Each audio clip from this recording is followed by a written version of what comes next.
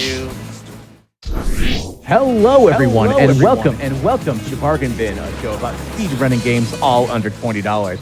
I'm your host, Midnight Vesper, and if you're new here, well, here's how this works. For more current/digital games, we'll be using digital stores like Steam, GOG, various places like that to look at the MSRP price.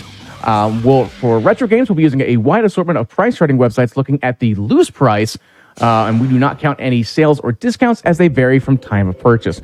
Couple announcements real fast. Do not forget that Summer Games Done Quick 2023 is arriving in May 28th through June 4th in Minneapolis, Minnesota. If you're interested in attending the event, registration is now open until May 3rd. Head on over to gamesdonequick.com for more information. And speaking of that, the games list for Summer Games Done Quick 2023, it's going to be released on April 4th. I believe that is next week. You can tweet at Games Done Quick and let us know what games you're hoping to see on the games list. And of course, your subs, Prime Gaming subs, gift subs, and bits shared on the GDQ Twitch channel help support the Games Done Quick hotfix. Please consider subscribing if you enjoy the daily speedrun content. Now, for today's show, it's all about, we'll be looking at some fighting, surviving, and staying on the high ground, actually. So later on, we're going to have I Am Alive and Lego Star Wars. But for right now, H2O Happy Dude is going to be showcasing some Tekken 5. How are you doing today, Happy Dude? I'm doing quite okay. I am not looking forward to potential punnage. Hello, everyone. My name is H2O. Why do I keep coming? My name is H2O Happy Dude. I am a retro variety speedrunner here on Twitch, and I have been nice enough to get the band back together, or as I like to call it, the Hotfix Pun Coalition. And we're coming back with some more fighting games. I think that's the theme of things, is that I always show up to a Hotfix show with, specifically this one, with a fighting game. On the couch with me is Blue Heart. How's it going? Your resident pundit here for as many puns as I can fit into this 20-minute run. Okay, so here's the thing. I'm super rusty. My PB is about 4.5 minutes. So yeah, be prepared for some game overs.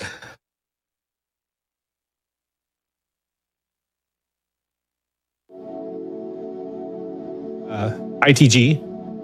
But for the formalities of the Hotfix show, we will be doing RTA. So is everyone ready? I'm ready. All right, it will be on character select. I will be choosing Asuka Kazama, the only character, as far as I know, that hadn't been yeeted off of a volcano cliff.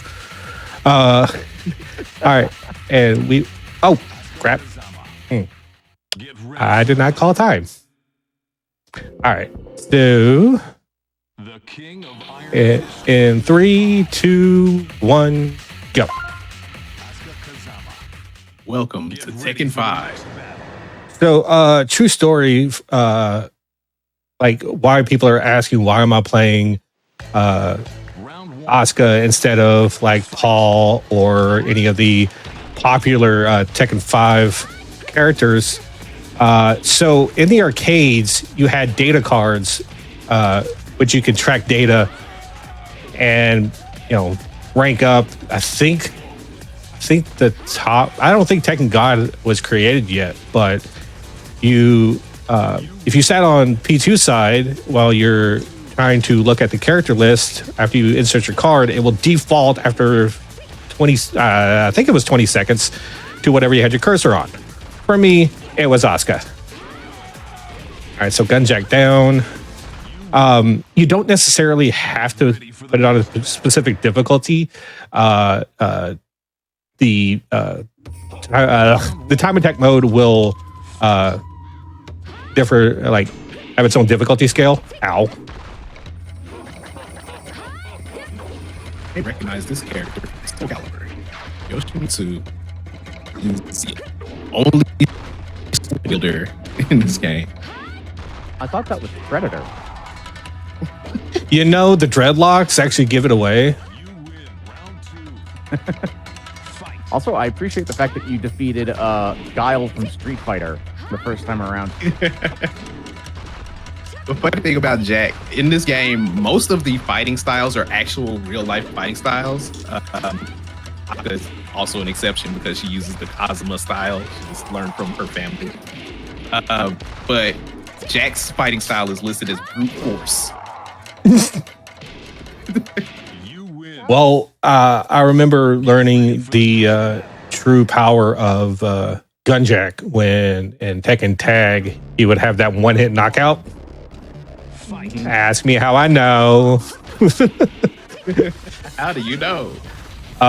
So hold on. Lee, be a bro, please. Thank you. So I was playing a buddy of mine in Tekken Tag in the arcade at our local mall. And he goes, I bet you I could beat you in 2 hits. The first one was for round 1. The second one was for round 2.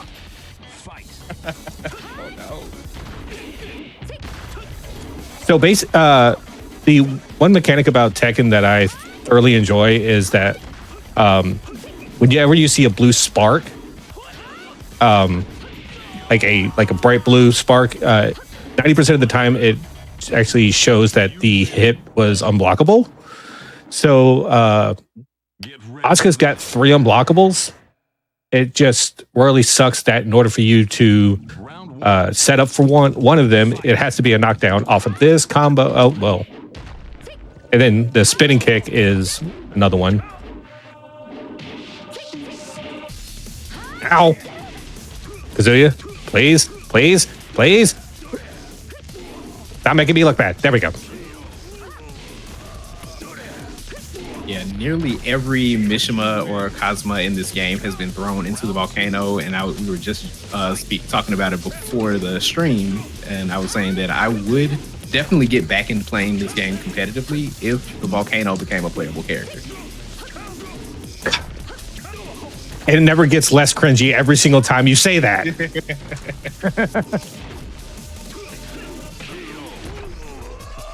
Hey, in a Kazuki Bliss camp, you could play as a tank. I don't see why I can't play as a volcano. Okay, good point.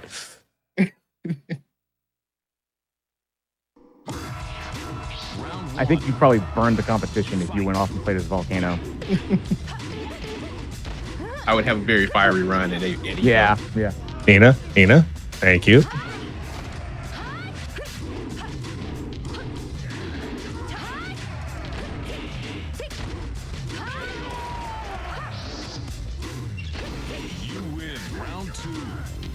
So is this one of those fighting games where it's hard to kind of get into the speedrun and know about the combos, or is it something that you can kind of get up and practice a little bit? Or is it also one where you have to have like a fighting pad? Well, And I know it's not the right term. I just can't think of what the actual term is right now. Well, for back in the arcade days, like 10-hit combos, like as soon as you learn those seem to be the big things to learn. So as soon as you are able to learn the 10-hit combos, you can drain maybe about 50-60% depending on who you're playing. Paul actually has a unblockable power punch that deals like at least 40% damage. Yeah, Paul is a powerhouse, and he's pretty quick. What? Okay. Okay, game. Dealing out their damage. It's all right. I told you that was going to be game overs. I'm just enjoying the Ghost of Tsushima background. It's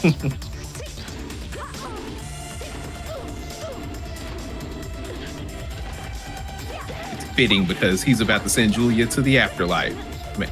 Maybe. Oh, what? Oh. Nah! Oh, had the magic pixel in it.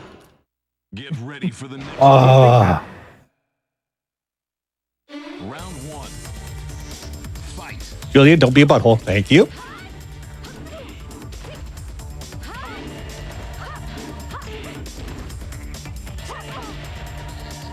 That's not what I wanted to do, but okay. There we go.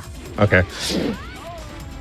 Yeah, Tekken 5 Dark Resurrection on PS3 was my introduction to competitive, well, the 3D fighters competitively. You win. So, the question about pad or stick, the Tekken 5 arcade cabs actually had the ability to where you could actually plug in a PlayStation 2 controller. And I saw people using Wang.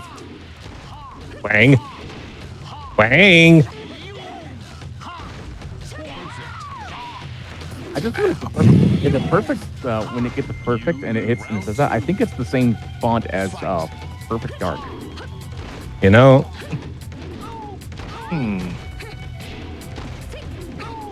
there we go. Got the return perfect. Nice. Nice job with the perfect on Master Roshi. all I know is that Goku could beat that, so you're on par with Goku on this one. Wang, and it's not Wednesday. Oh, come on.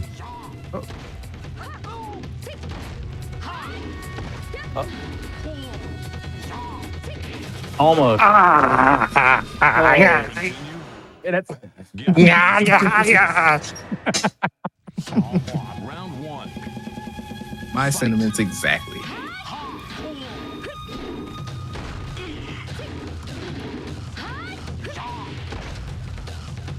See, I got those too. Crap.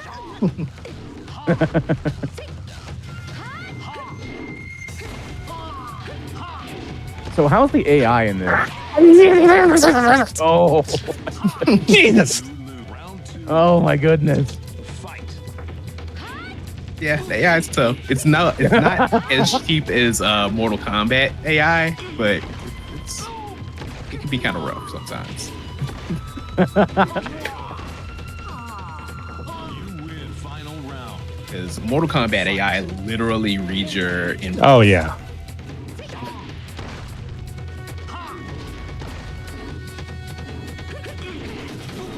Why is no one putting out the fire in this stage?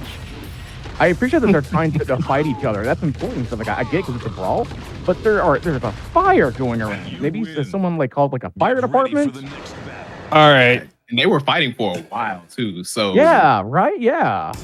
Be, you would pre- expect. Round Go ahead. one. be prepared for a lot of rage in this stage. You're Did we get any didn't know it. mages? Did we get any mages to go with the rage in this stage?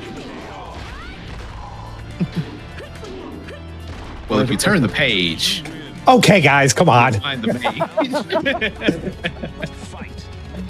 Fight. Maybe the fight is just a phase. Like the fight I have to do with you two every single stream. Every single. Oh. Hey, at least you don't have to fight Johnny Cage. Get ready for Yeah. the next battle. The temptation to take off my headphones is very real right now. All right. Round one. Inpachi.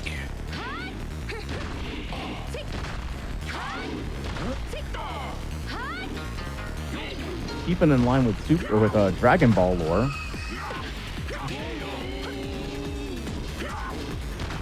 So it's going to be last hit on Jinpachi. I will call time. I don't. Oh, absolutely.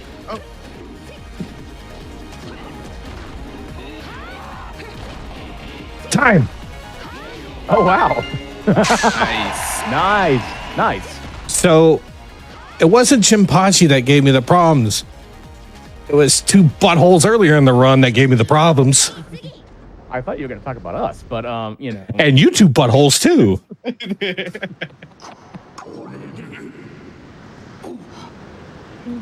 All I did was offer my moral support. And I bet you, if we were to meet in person anytime relatively soon, you would not be able to say that and look me dead in the eyes with a straight face. I'm a very good liar. I could. Oh, okay. Okay. Well, thank you so much for showcasing Tekken 5. That was a really fun. That was a really very much a blink and you miss it type of run. 542. Not too terribly bad. It's not a PB, but Nice. Yeah. So if anyone wanted to get more information about Tekken 5, the Tekken community speedruns, would there be a place? Is there a good like leaderboard type file to where people can go and check out all the information? go to the speedrun.com leaderboards, specifically for Tekken 5. I'm not aware on whether or not they have a Discord, but they have an active forum there.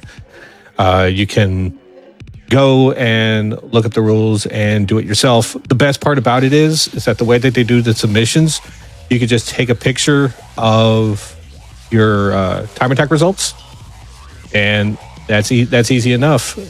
So hopefully, as it stands right now,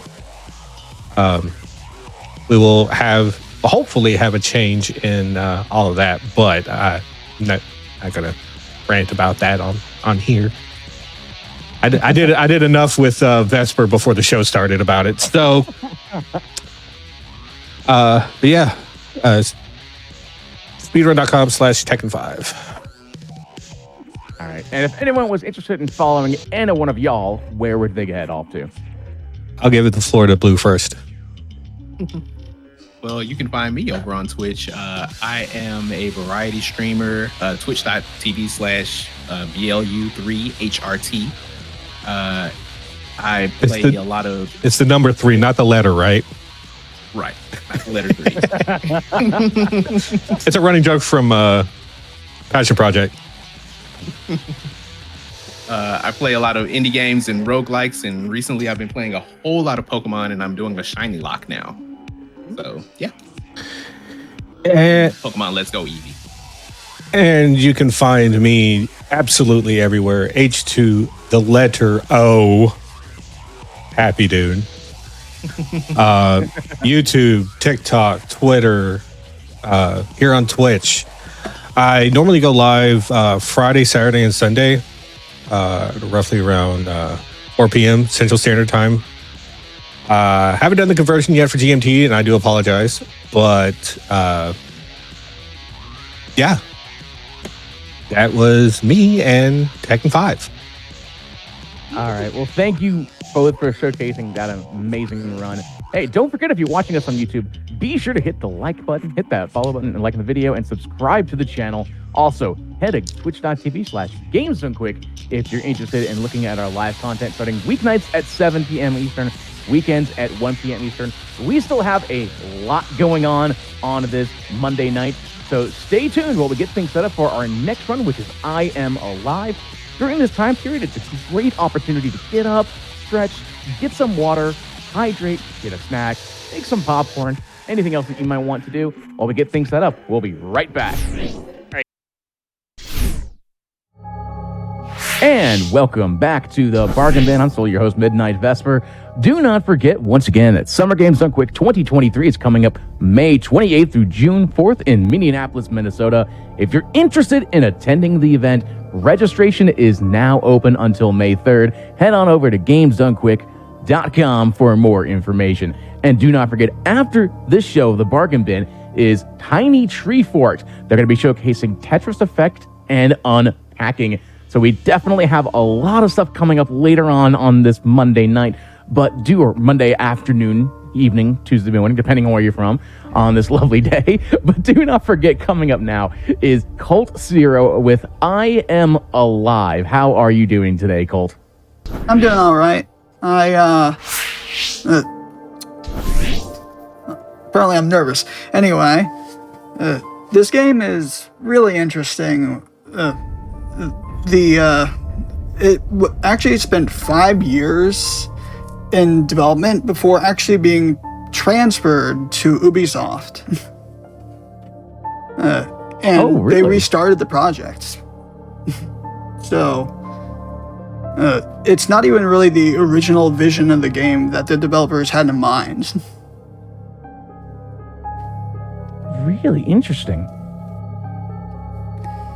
So, yeah, this one, it starts as soon as I press confirm on this button. Yeah, whenever you're ready. Okay, so you guys are ready for me to start? Yeah. Okay, 3, 2, 1, go.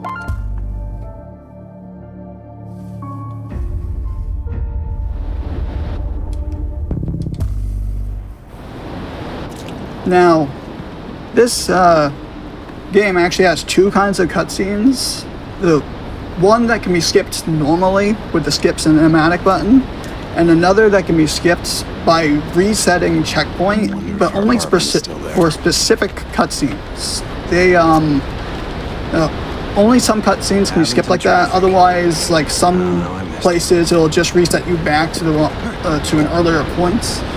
So with like the first cutscene of the game followed in the second one where I was just walking.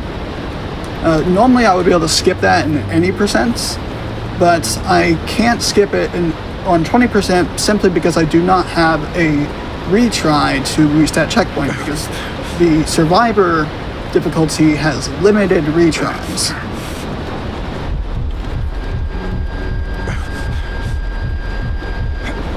And you start with 0 retries on survivor difficulty.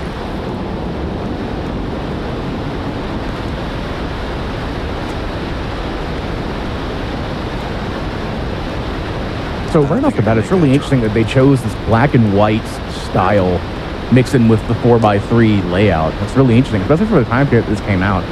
Well, actually, I'm not sure what aspect ratio this game is because whenever I try to switch aspect ratio on this game, it doesn't seem to do anything.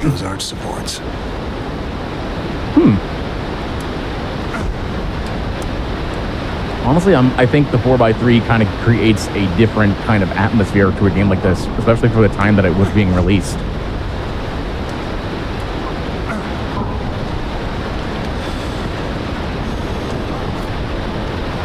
So yes, I'm climbing, and this game has an interesting system for climbing because it's limited by a stamina meter.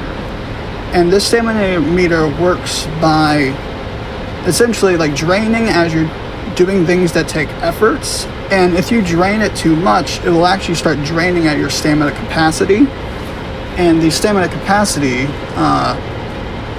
essentially limits how much stamina you have at any one time, so you actually want to keep your stamina capacity as high as you can as much as possible.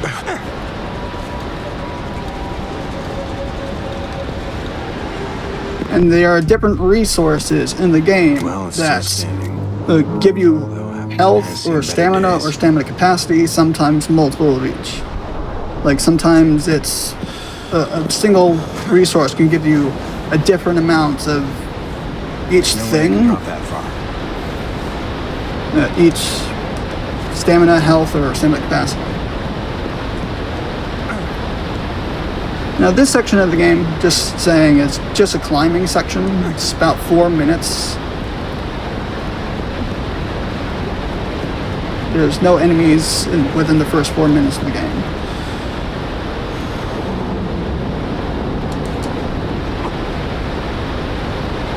And ladders are actually really... Sorry. Go ahead. No, go ahead. Ladders are actually really slow to climb in this game, so it's actually faster to drop from the side of the ladder so that you can land partway down the ladder very quickly.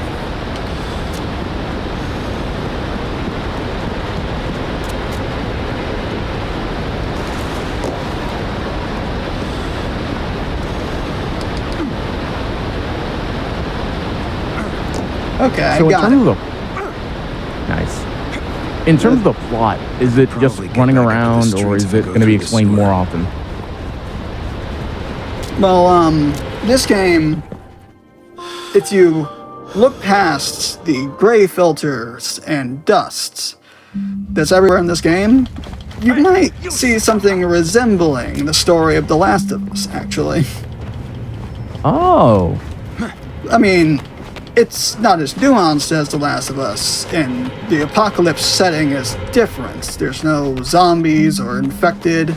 It's basically a post-earthquake apocalypse, where some events, as they call it in this game, happens, and the United States, at the very least, was decimated by earthquakes. Huh? Hey, you! Hey, wait, no.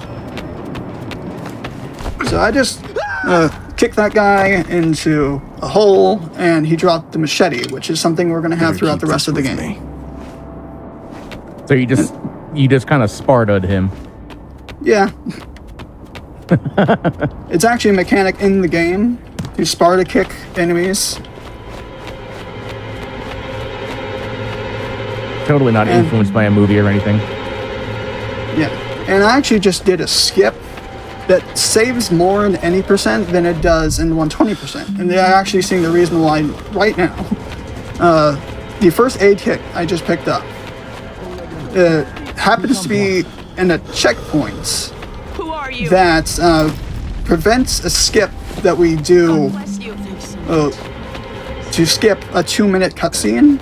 It's just over there. So because I grabbed that item to help the victim that I just helped, it does not allow me to do a skip coming up right now. Because if I did the skip and I didn't get the first aid kit, I wouldn't have to go into this building. Wasn't sure I'd ever see this place again. Home sweet home. Mary? Like this, Julie? going to this building, watching the Are you there? cutscenes, I normally wouldn't have to do any of this if I no one here. was doing an any percent run. remember Because that day. I had to grab that What's first aid this? kit, nope, I have to watch it. We have to go now because of the earthquakes. The evacuation team is waiting for So us. we're gonna be sitting here We'll be about taken a to one of the minute, emergency and shelters. 30 seconds or so, It's watching very this. hard to get precise information about the evacuation plan. I have no idea where we'll be in the next hour. Well, we have a couple of If only seconds. you I were know we here. mentioned earlier about Tiny Tree Fort I would tell you coming I up forgive later you on today. for Do everything. not forget that tomorrow we're going to For have now, Game Masters all we can followed do is by pray that Time you're Capsule. alive. And of course, that's going to be starting And at if you 7 are, p.m. Eastern as I know well, you'll come back showcasing a lot here. of great games. We'll Cannot try to look stay in forward to Haventon, that. But we'll go wherever's safest. Speaking of great games, do not forget Mary, that I Summer can't Games take Done any Quick risks. 2023, the games list love will you. be released on Not April a moment goes 4th. by that we're not Go ahead thinking and about tweet you. at Games Done Quick and let us know Try what to you're find hoping to us. see on the games waiting list for coming you. up. Julie and Mary, May 23rd.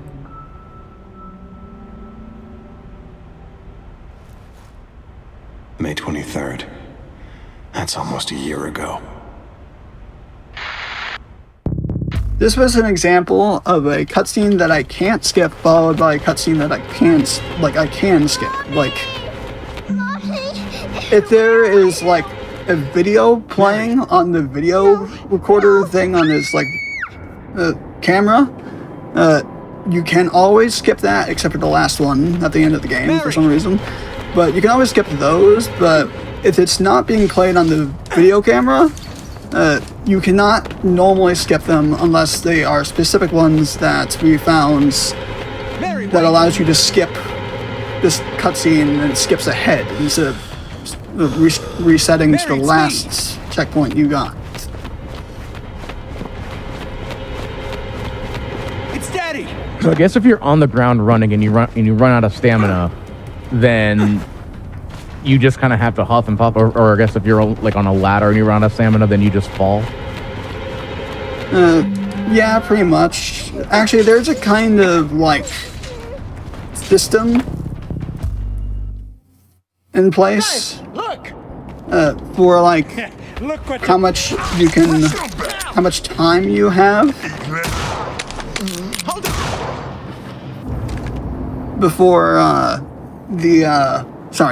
much time you have come out now. before you fall, hurt you. because there's like this mash RT Yeah, I prompt promise. when Come you're on out. climbing if you're Ask me to running show out of you. stamina. Which, by the way, I'm mashing RT like What's the your name, entire time sweetie? I'm playing this game, because I I'm have a daughter the almost the same sprint age as you. mechanic. Here. Like the run You can take mechanics it. hold RT, and the sprint mechanic is lightly mash RT. You have to mash to sprints. You're safe now. The wall took less damage than most of the other buildings in the city, so it's still pretty stable. When the quake settled a little, the mall was set up as an emergency shelter. It was sealed up to keep out the dust, keep people alive. The windows have been boarded up up and all the Using ventilation that sealed, weapon you to mentioned break a lock like you that's said, probably going to damage your weapon. So, May. Yeah, well, this game doesn't care about weapon damage. Back, but I waited a long, long time. Maybe she got lost in the fog. Don't worry. I'll help you find her. Dust storm doesn't look good. We should be inside before it gets here. Oh, I just want to mention, the first time I played this game ever, I didn't realize she was on his back right away. I heard her voice, and I wasn't sure where her voice was coming from, and then I realized, oh, that's not his backpack, that's a little girl. I didn't realize there was a little girl on his back. The good spots are You know, to be honest, I wouldn't have known that unless you told me. It's my mommy, yeah. For some reason, like, she's the same color of the Good spots backpack. aren't It's too dusty.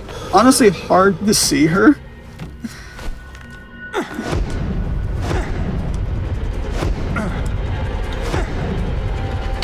Okay, so this is the piton. The piton is is like a mechanic in this game where you can place a temporary resting point on the wall, and it allows you to like return to that resting point after you place it. Did you hear that? Sounds like there's someone below us. There are generators here. And honestly, this game doesn't really do a particularly good job tutorializing the piton because it's One on the top floor of the wall. better used there any crates in on a the rooftop? situation where That would be a you good place to spot can them. use it as a place to return to, and like the better tutorial would have been to essentially make it them let like if they let you know that the piton would be better placed in a central place that you would want to return to on the wall that can act as a place to rest that would be better positioning, like better positioned than. Okay, I need to stop.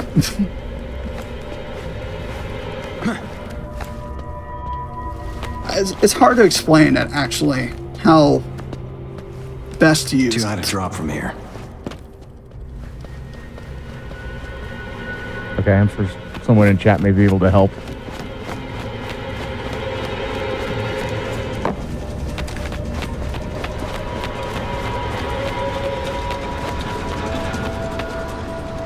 That looks like one. Kinda high. Probably why it hasn't been touched. Looks like the I building should was under probably have construction mentioned before something about the event. combat in this game. The combat in this game is interesting. Like, it acts more like mini puzzles than they are like normal combat. Because the enemies in this game act sort of like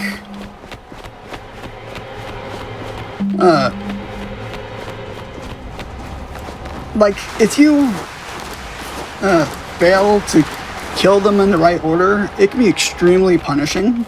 So the idea is that you pretty much have to kill them in the order that the game expects you to. Like every combat encounter is kind of laid out so that you do it in a certain way.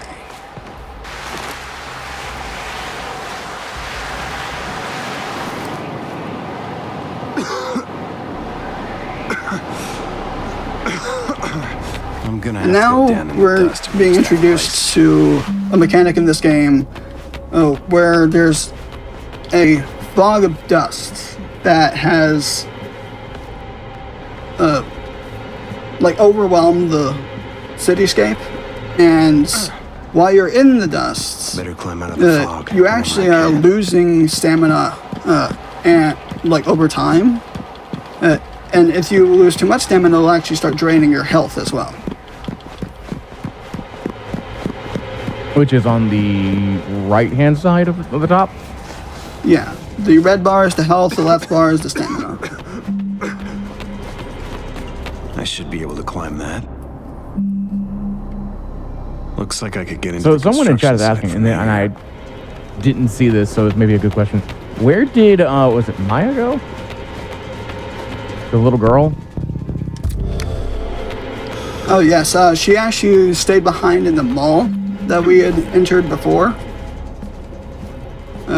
She was actually starting to feel ill from the dust, and so he left her behind in the mall where she's relatively safe, so that he can go get her medicine for treating her cough. And that's where we're going now, because the well, yes and no. Actually, we're not going to get our medicine because we actually skip getting the medicine in the speed run. But Well, so much for medicine. But you're supposed to climb to like the top of the skyscraper after the construction site here, because I'm going through the construction site right now, which is infested with enemies, like just survivors who just have ill intentions.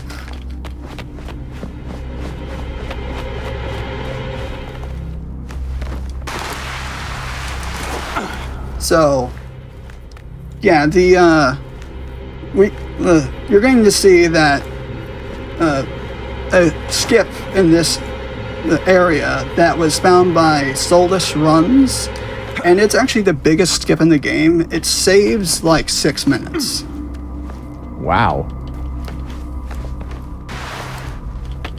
What can we do? He's not gonna make it. Hello there! Everything you... Step back. Hey, wait! No! Shit.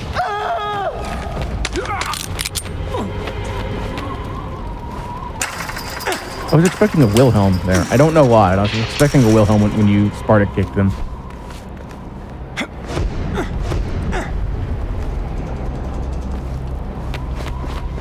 Now, there's a thing I can do here that is kind of like a secret in this game, and I'm debating on whether or not to do it because it's actually kind of hard to do.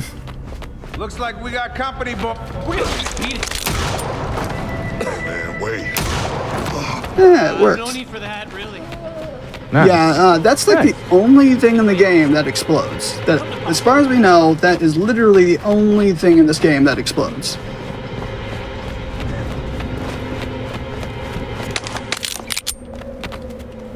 And I should mention, well, actually, just give me a moment.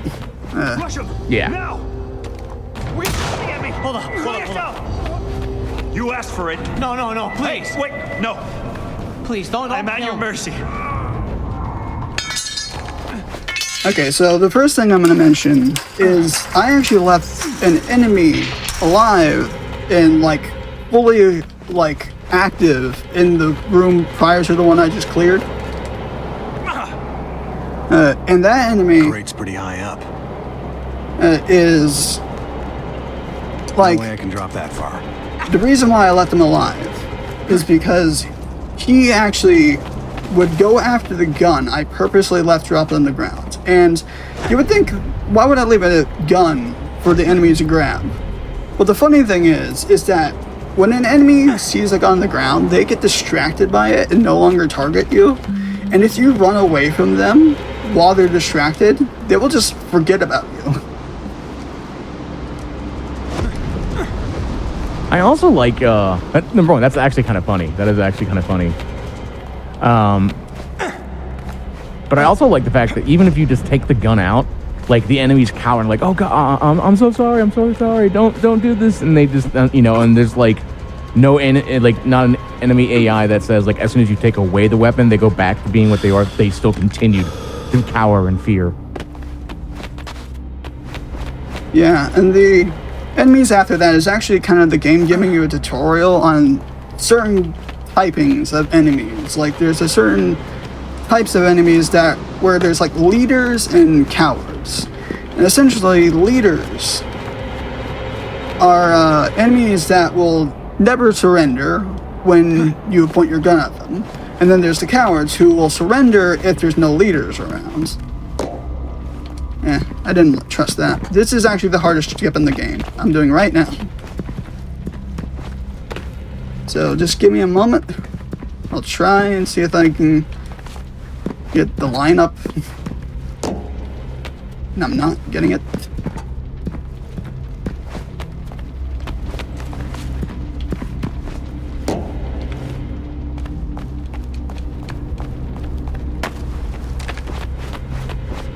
Okay, I got it. Definitely Nice. wasn't fast.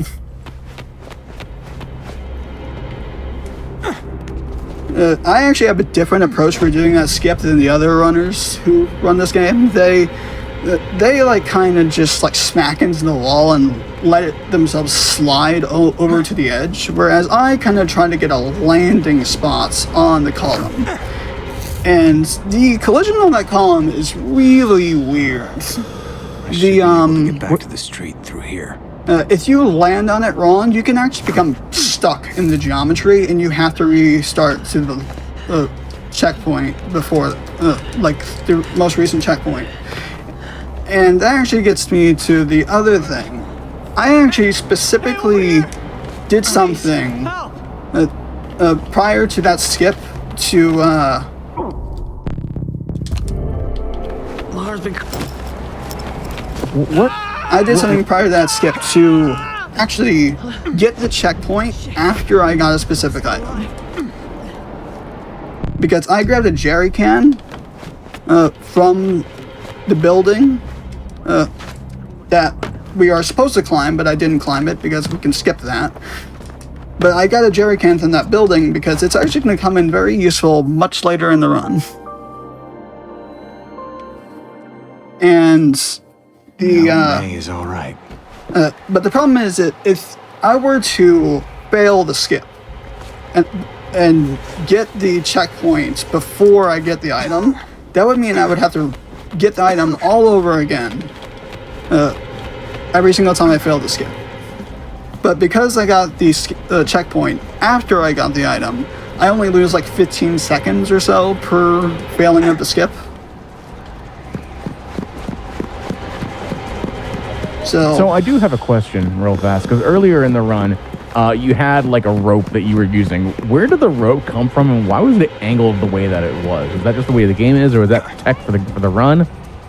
Okay, there's two things. You're supposed to get that rope, or the grappling hook, From the top of this when you railcar, get I the could reach the item, rail line. when you get the medicine, I'm sorry. You're normally supposed to get this when you get the medicine. But, yeah, you don't have to actually do that. The game just kind of gives it to you regardless for every grappling hook point that comes after it. And as far as that specific grappling hook spot, that going off to the wrong, like on the wrong angle is not supposed to happen either. That's because I did that grappling hook thing the wrong way around. Because I'm not sure if you noticed, but that victim I just helped, I should he try this one back there with my didn't spawn in when I first got over to the area because I got over there the wrong way because of the skip. But because I because I climbed back up using the grappling hook, it got me the checkpoint needed to spawn that guy in. So I had to climb up with a grappling hook to spawn him in so that I could actually help him. Hey, wait, no.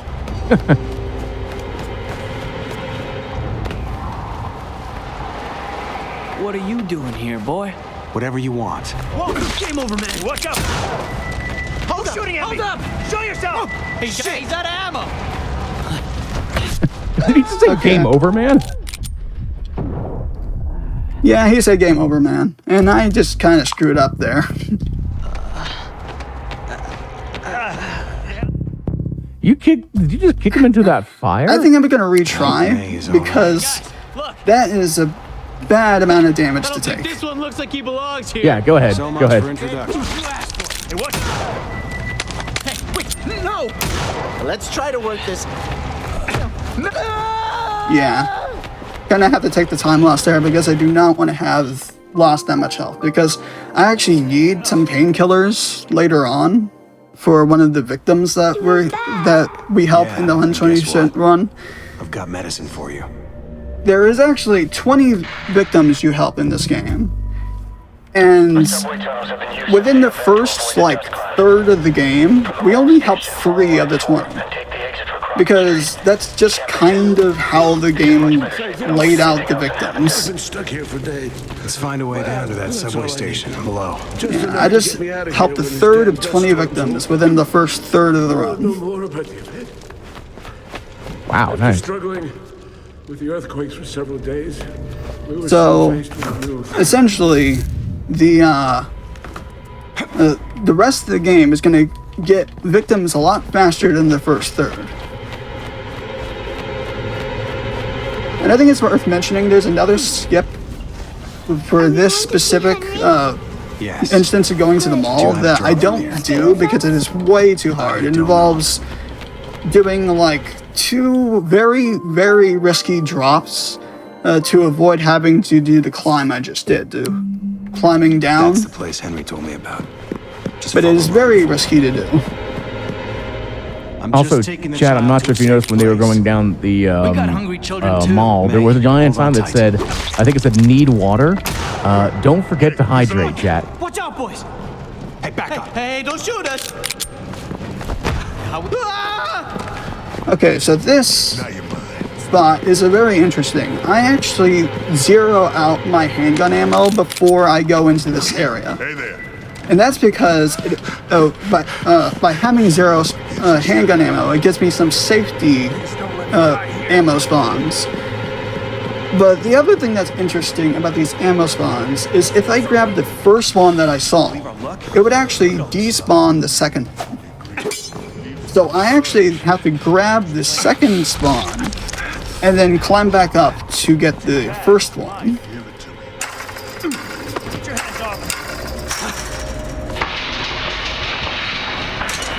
Do whatever you say. And the other thing, okay, there's another thing already. The little victim thing right there, where they were essentially fighting over food, and one of the victims was going to kill the other. I mean, one of those guys was going to kill the other. Very, very quiet. And normally, when you first walk up to those guys, they would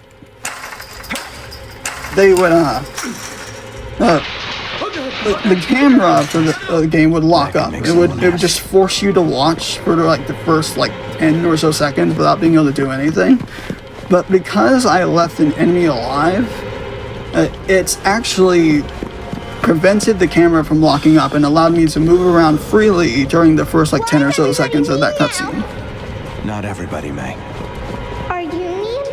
So we leave one of the enemies from the prior enemy encounter alive purposefully so that we can save some time on that cutscene. Other end of cutscene. the track. Do you want to go down there? Yes, we have to. Don't worry. It's going to be exciting. I'm scared. Don't look down. I think that train's seen better days. In fact, just close your eyes. Open them only when I tell you. Yeah. Okay, I'll close my eyes now. That could be wrong, but just from a first glance.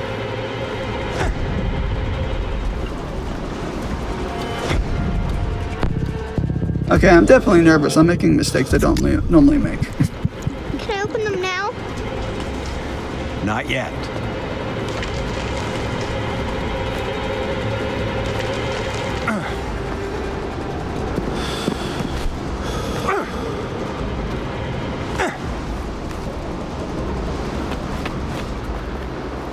So if you stay on those long enough, they actually fall?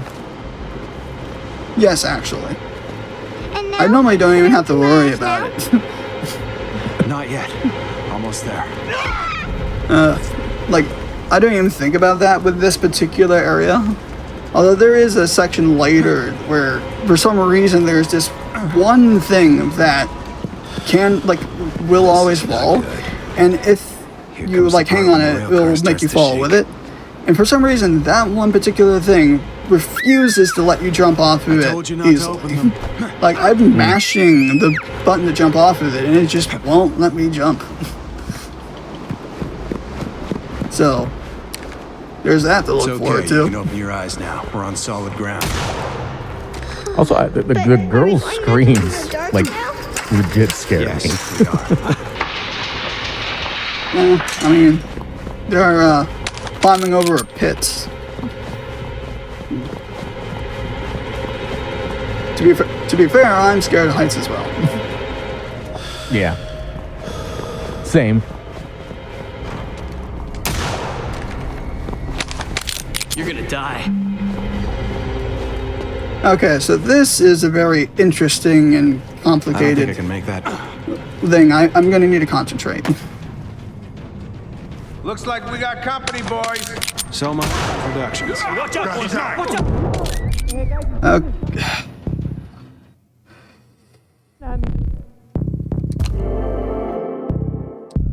Okay, no, I need to retry, It's okay. which is you really can open your bad eyes because now. We're on solid ground.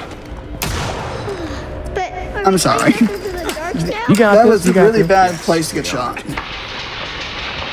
It happens.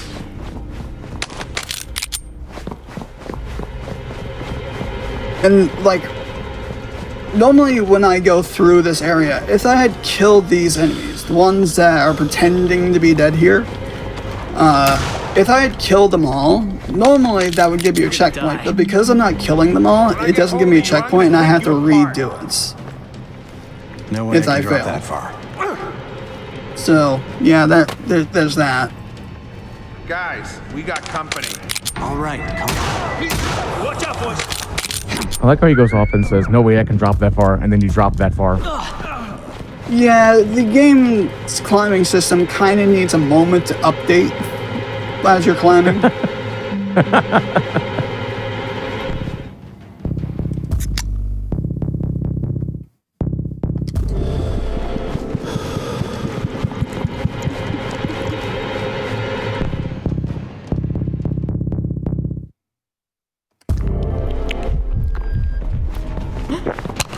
You care for a child, so you must be a good man. I managed to stay alive down there for almost Yeah, 6 months. okay, so It was scarce.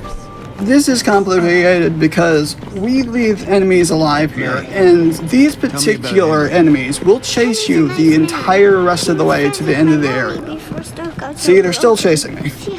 Oh my goodness. She helped him. And I have to help one of the victims while they're still chasing me in 120%.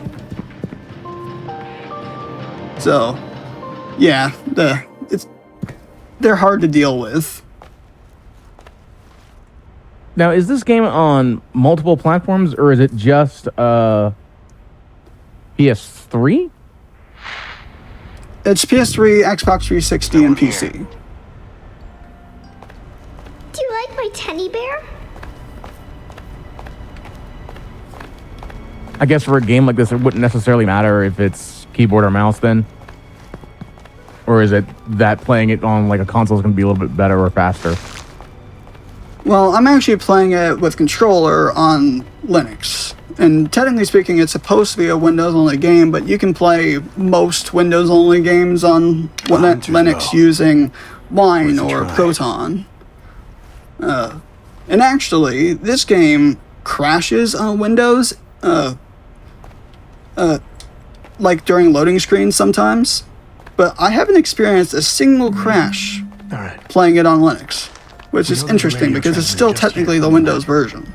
Linda triangulated a signal coming from there a few days ago. Well, let's hope that continues.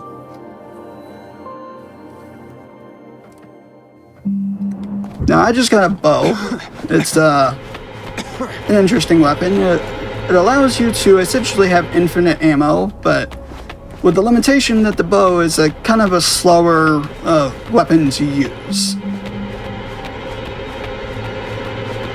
Like, it takes a lot more time to load the next shot with the bow, but it technically gives you infinite ammo because every single time you shoot it, it actually just gives you the ability to just walk up and grab the arrow you just shot.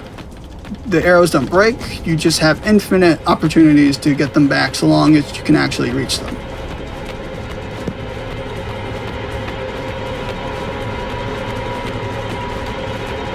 So how many do you have before you actually have to worry about grabbing another one? Well, that's the weird thing as well.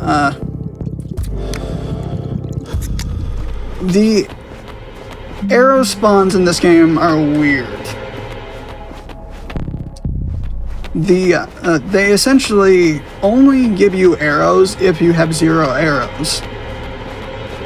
But you can actually just empty your bow, grab an arrow spawn, and then grab the arrow that you shot, so you get multiple arrows. Interesting. Very interesting.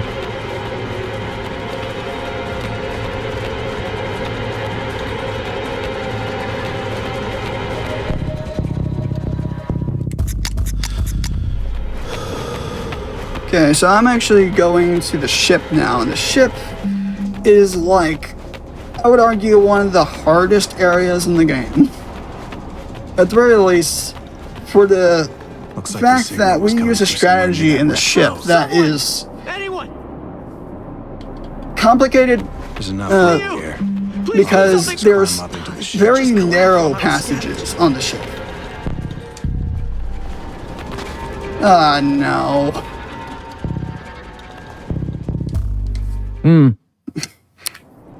Okay, I just got a bug that only happens randomly with that victim, where he will... This game always gives you like this fade to black and then it unfades whenever you help a victim. And for some reason, this specific victim has this random chance where his fade to black will not go away. Just collapsed while I was scavenging.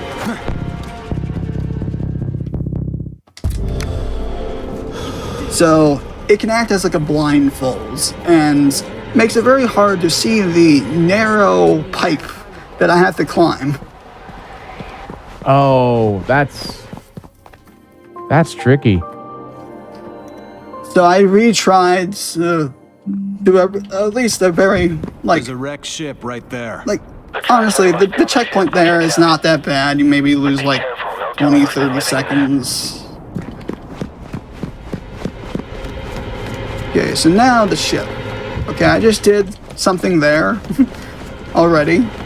There are enemies that normally would see you, but because I took a very specific path, the enemies did not see me there, which is actually a good thing because it makes it possible to go through this entire first section of the ship with only shooting this one gun. You're my hero. Because if they had seen me, I guess these guys are... you can technically have them see you and avoid fighting them, but for some reason, as soon as they start searching for you, they can actually find you underneath them, and they will actually start chasing after you, even if they can't see you directly. So I avoided being seen by them so they didn't start searching for me. Also, that was a very interesting way to climb up a ladder.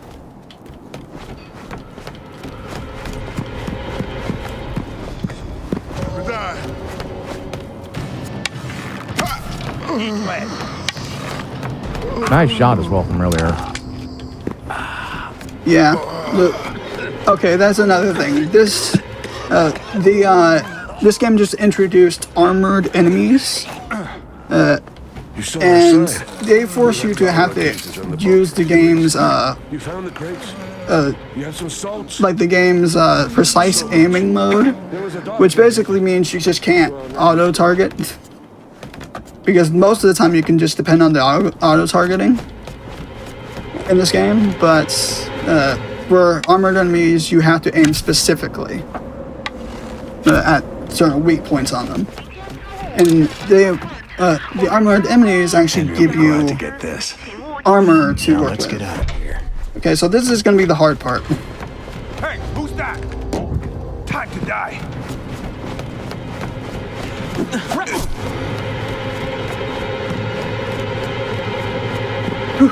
Okay, going good so far. The last thing you do. Your time has come. From here, but we can wait him out. I did not get the first aid kit there, but I have a backup for that. What luck. That's good. This is not good. You kissed us for the last time. Okay, so that section as you might have noticed, I actually was running past all the enemies you normally would be forced to fight, but you can actually run through this entire ship without really fighting much of the enemies at all.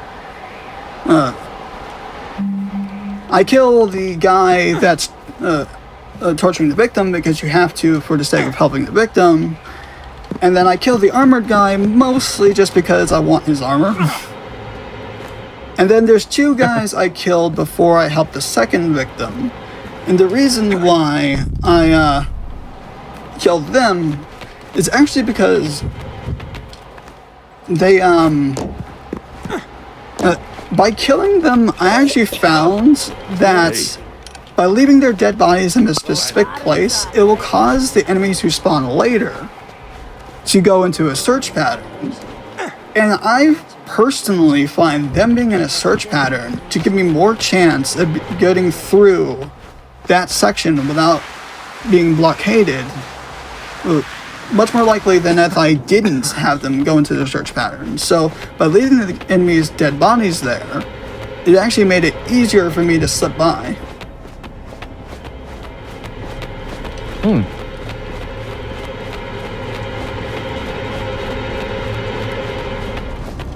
Now, does this take place in like a specific city, or does it just take place in a generic city? It takes place in a made-up city on like the West Coast or maybe the Midwest or something called Haventon. It's a fake city. Although I think the original plan by the original studio that was working on this, Darkworks, I think they were originally planning on it being Chicago. But this is not the original version made by the original developers. So it's the city is named Haventon.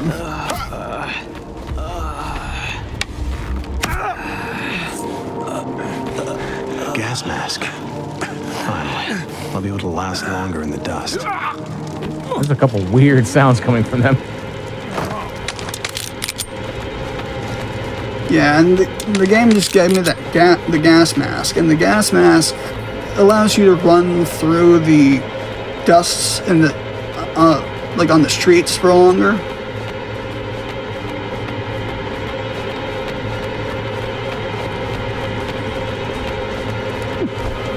I mean, that's about it, really. It just allows you to run around in the dust longer. But I'm about to help the, I guess what you would call this game's secret victim, because he requires 5 items. Like every other victim only requires like 1 or 2 items. He requires 5. Although conveniently, I found that every single item you need for this guy is within like 100 feet of each other. You can all be found on the street within 100 feet of each other, so the game actually practically gives you this for free. That being said, if I somehow don't have all the items, that'd be extremely embarrassing. But I can barely move anymore. Thank you. That's a good start. Well, let's hope for the best. And the reward for that is a shotgun. See you later. Hey, not bad. It is a totally optional weapon that you only really get from this guy, and you can actually see proof that they didn't really implement the shotgun very much into the game at all outside of this one victim, because you do not find any shotgun ammo throughout the entire game. You only have the 5 shots that it starts with, and that's all you have. That's interesting. So I originally didn't really use the shotgun that much, but I recently started implementing the shotgun more into the run in the upcoming area.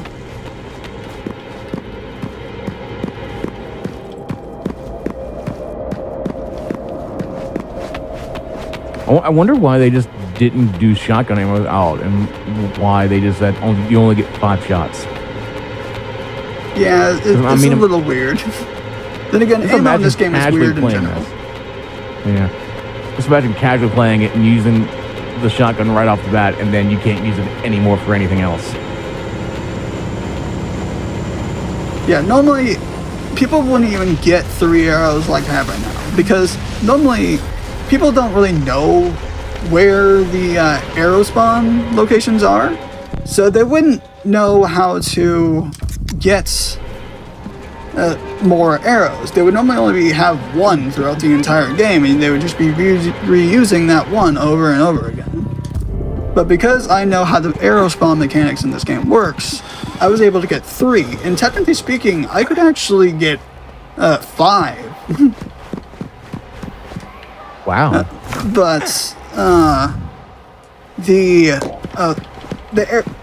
arrows actually take longer to get the more you have, because you have to empty the bow every single time by shooting it. So you would have to shoot all the arrows that you had prior in order to get the next arrow. Jeff brought up a good question when it came to, you know, the bow and arrows and shotguns and all that. Does the AI react differently when each individual weapon is being pointed at them? Yeah, they do. The arrow does not really scare most enemies, but the shotgun and handgun do.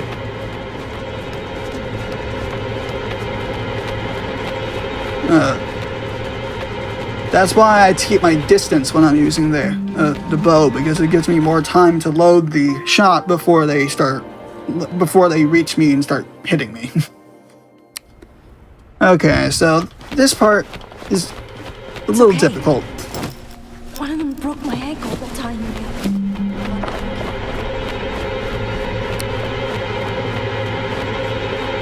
Hey, you guys! Oh, shit, guys, he's.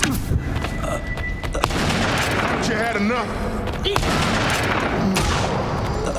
Okay, I'm gonna retry that because that did not go well. The shotgun, yeah. No, guys, no! Payback! What? Hey, wait! No! Shoot all you want. You win. Okay, yeah, that's much better. Technically speaking, it's possible to get multiple enemies in one shot, but I just kind of didn't there.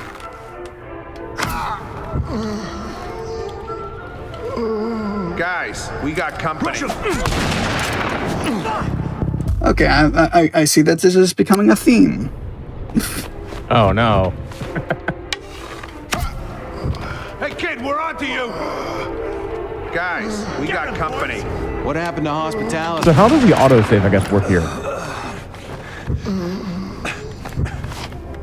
Now you're mine. I'm sorry, I missed that. Oh, because I guess how does the autosave work so that you know exactly, like if you, like in that particular section, I didn't know if you were to spawn back and have to use a shotgun from earlier as well.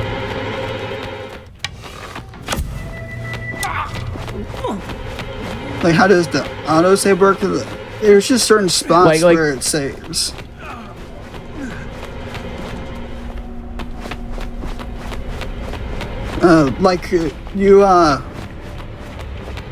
You start like whatever your status was when you hit the autosave spot is whatever items you have, whatever health you have, whatever. It just puts you in that state whenever you reset. So you're searching for your wife.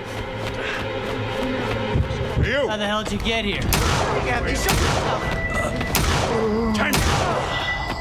How'd you get in here? So I actually specifically saved handgun ammo for this room, because there's 5 enemies there who can be a real pain in the butt. This is gonna hurt. What do you want from me?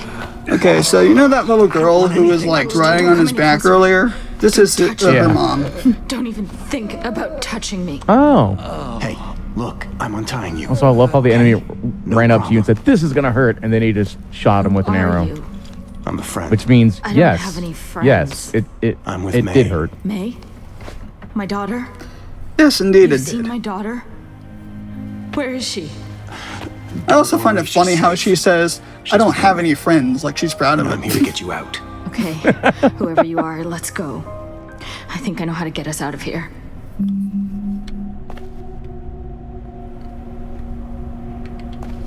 So I'm actually just gonna take some safety food here, just in case. Let's go through the subway. There's access to it through the basement of this hotel. We used the subway tunnels to get to Henry's place the first time. May didn't like it. She coughed quite a bit. Now, if I had actually gone through the same door she did, it would have maybe like slowed down to talk to her, but because I went through the other door, it allowed me to go around her, and I can just run freely. So it actually saves time to go around instead of going through the door that she went through. Hello? We don't like being surprised. Nobody.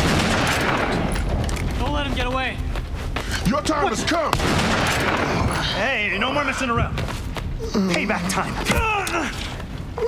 Yeah, so that actually went well. That room. Yeah, because I noticed you got 2 with 1 shotgun shell. Yeah. It's actually possible to get 3 in one of the rooms here. But I missed it. I did not do well in that room. It happens.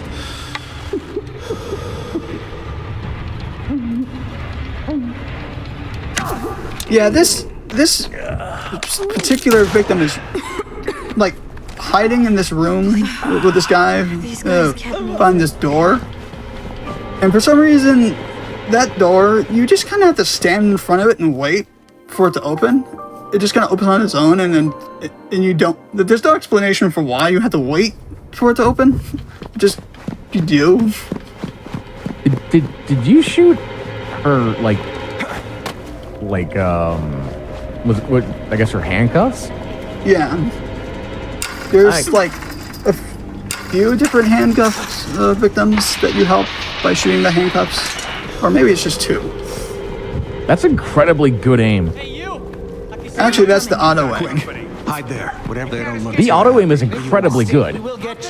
I don't know about that.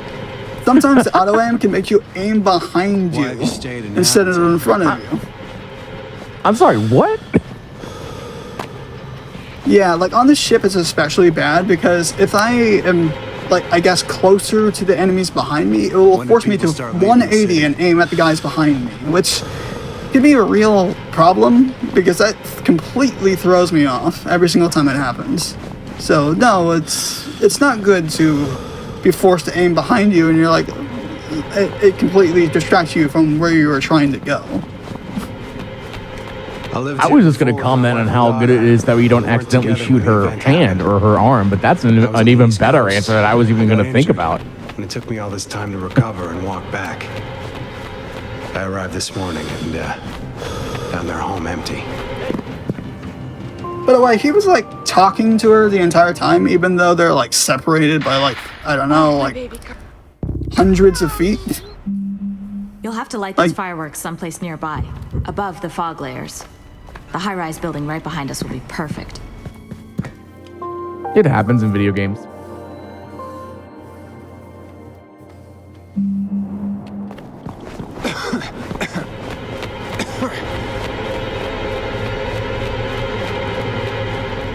Okay, you know how I mentioned I needed a backup first aid kit?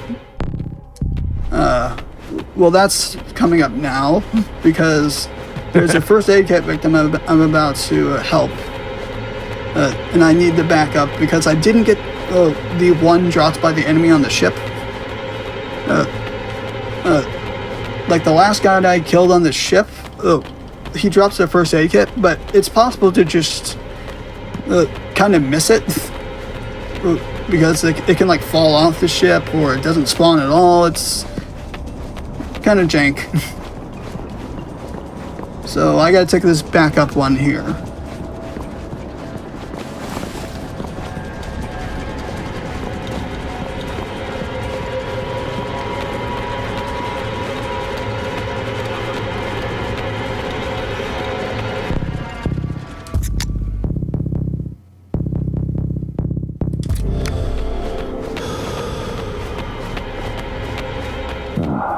Looks like I'll have to go through the leaning building to reach the other side.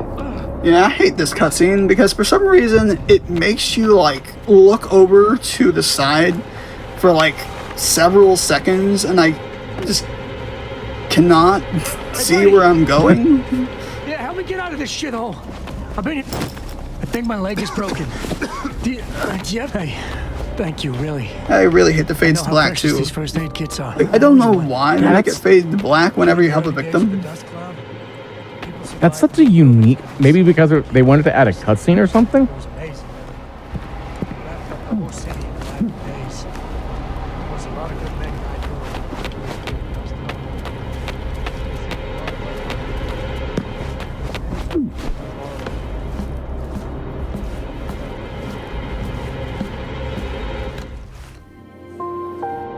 So yeah, I'm actually about to do a retry skip that skips a cutscene.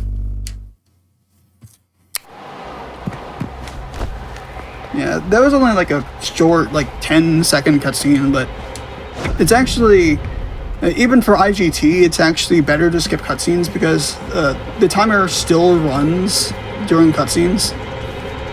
The IGT timer. Oh, really? The only time it's not running is when you're paused in the pause menu or the item menu. Does the run normally go with IGT or does it go with RTA? It goes with IGT. Or is it a mixture of both? Okay. I think that's mostly because like the RTA for console would be a lot longer due to load times.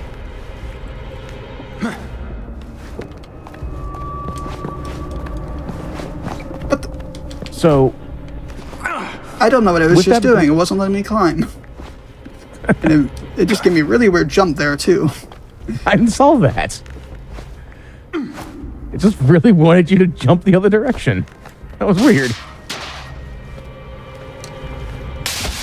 So when it comes to, like, for people who want to speedrun this, maybe they want to speedrun on a console versus PC, are there different categories based off of that, or is it all just on one category? It's all in one category. The only difference would be RTA, really, as far as I know, and we don't time it based on RTA. Anybody talking back to you? Yes. Okay. I don't know how much That was my mom. Hi, Mom.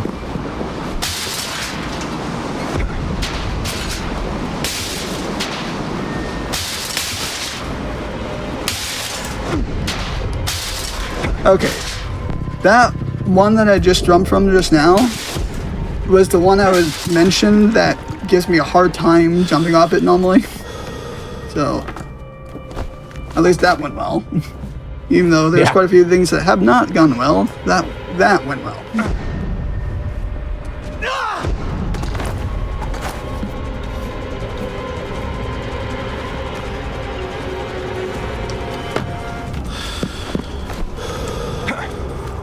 That's a good grunt jumping up like that. Yeah, most people don't even know you can actually do that jump. It saves a little bit of time to do it rather than climbing around.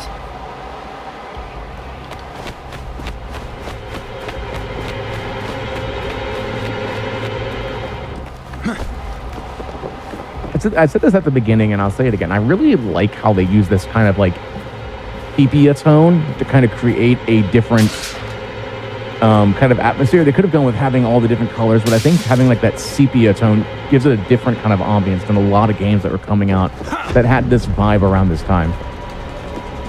Yeah.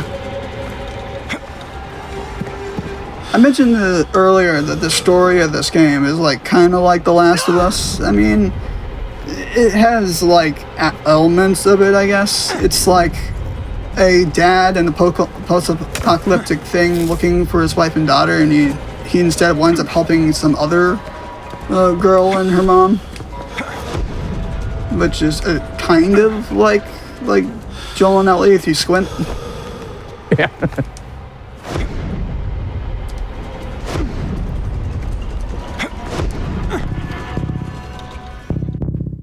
could be taken from just kind of like the same mindset and concept, or they may have seen like The Last of Us and they're like, we want to make a game that's slightly like that. Well, actually, this game came a year before The Last of Us. Oh. Well, then The Last of Us saw this game and said, maybe we could do something like that. I don't know.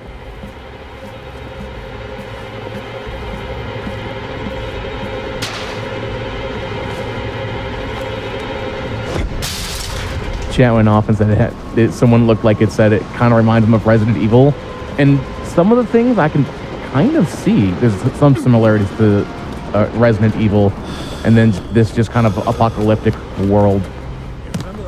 It kind of reminds me of Silent Hill somewhat too, because the whole like going through dusty streets is kind of like going through the foggy streets of Silent Hill. Yeah.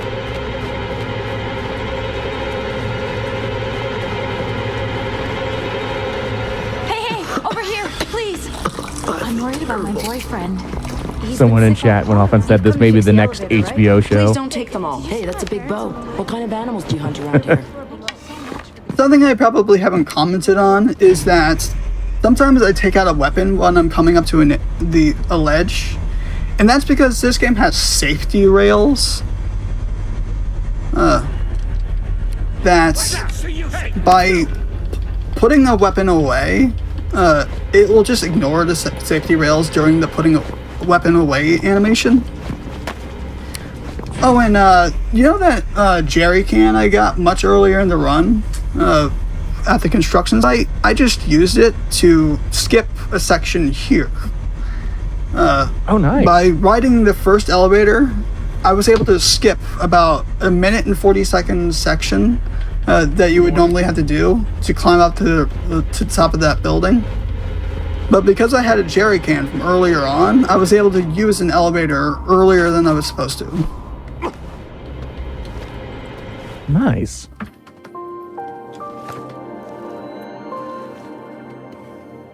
I actually found that jerry can strat myself. I'm actually kind of good at finding exploits like that. Someone there? Yeah, actually, I do this area in a very specific way. That next brings up on a good point. How, like, some of the tricks in here and like stuff like that, like how hard was that to find, or were they just relatively you played a couple times in the game because oh okay, here's this.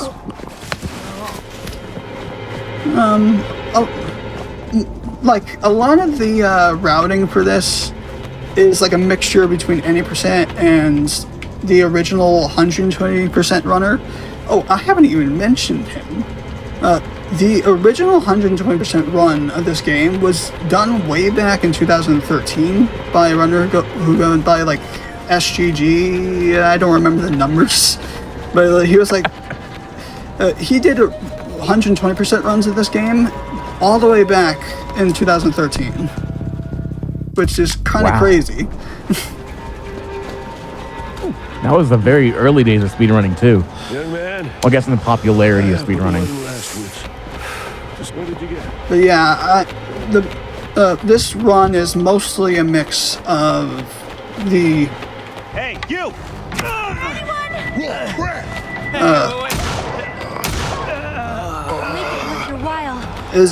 Is mostly a mix of. Sorry. I thought you were gonna leave me trapped here. I hope we meet again, so I'll have the chance to repay your any percent run with the 120% run. Mostly like just a lot of the skips that were found at any percent after hit like the 120% runners runs, and the some of the like strategies that I kind of like revamped for 120%. Like this routing is like actually like 15 minutes shorter than the original routing for 120%. Wow. Mostly because of the skip that Solus found, to be honest. Who is this man? The 6-minute skip. So someone in chat did ask, what does 120%, what does this category actually mean? It's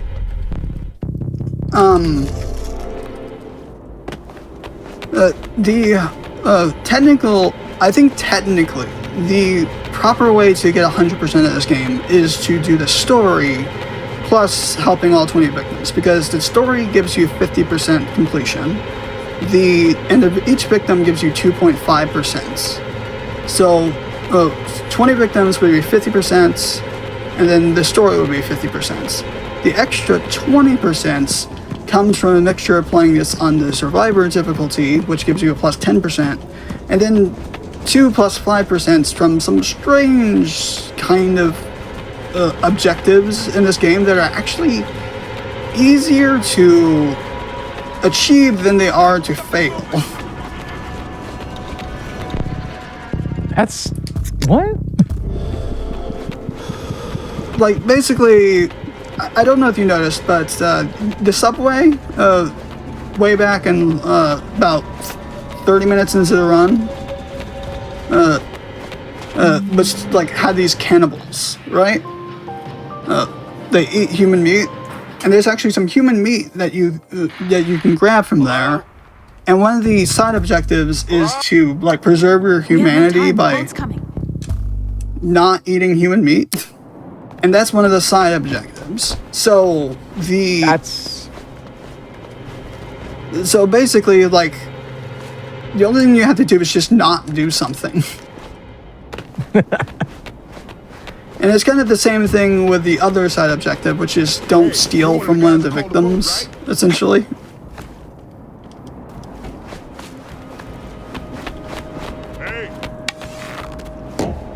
I screwed that up, but whatever. You better hide. Those guys. And I just saved, not saved, but I just helped the last victim that. Wheelchair was dragged off by some guys I'd never seen. So. Oh, right. Okay, yeah. I'm actually getting very close to the end of the game.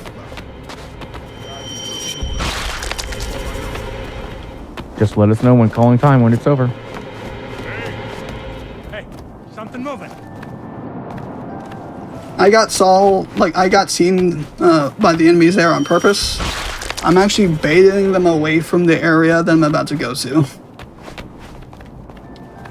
Shit, he's dead. We need to find who did this. That's Henry's wheelchair.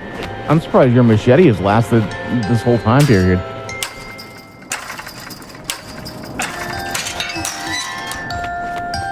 May, we've been looking everywhere.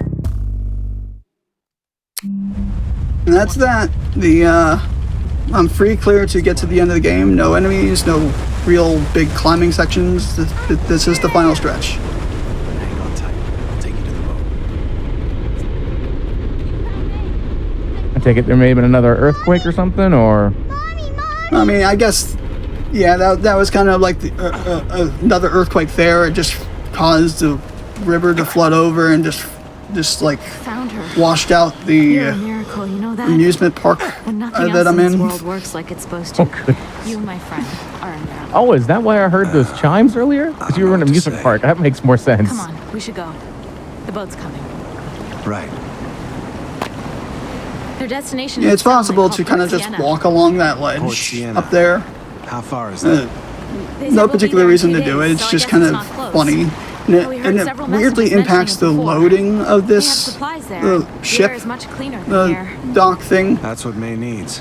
Like, if I had climbed it, for some reason, this like metal boarding plank wouldn't have spawned in right. Let's go. We'd all like to leave this place as far behind as But possible. yeah.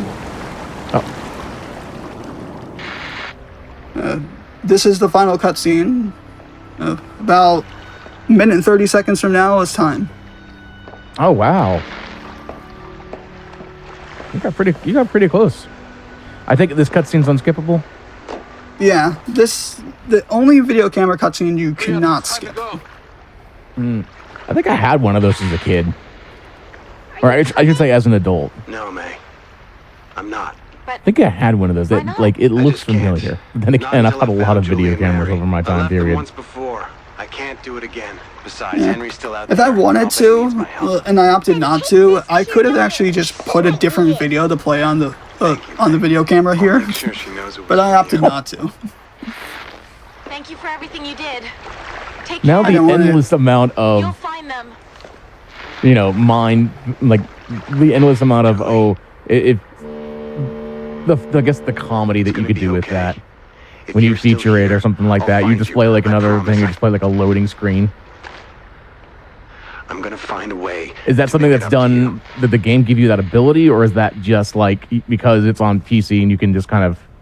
Oh, he did not look good there.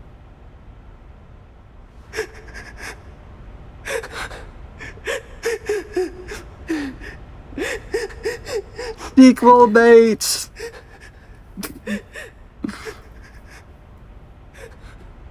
Oh, that's a dark ending. And time. GG.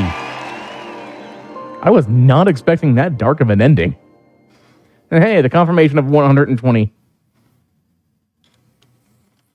So,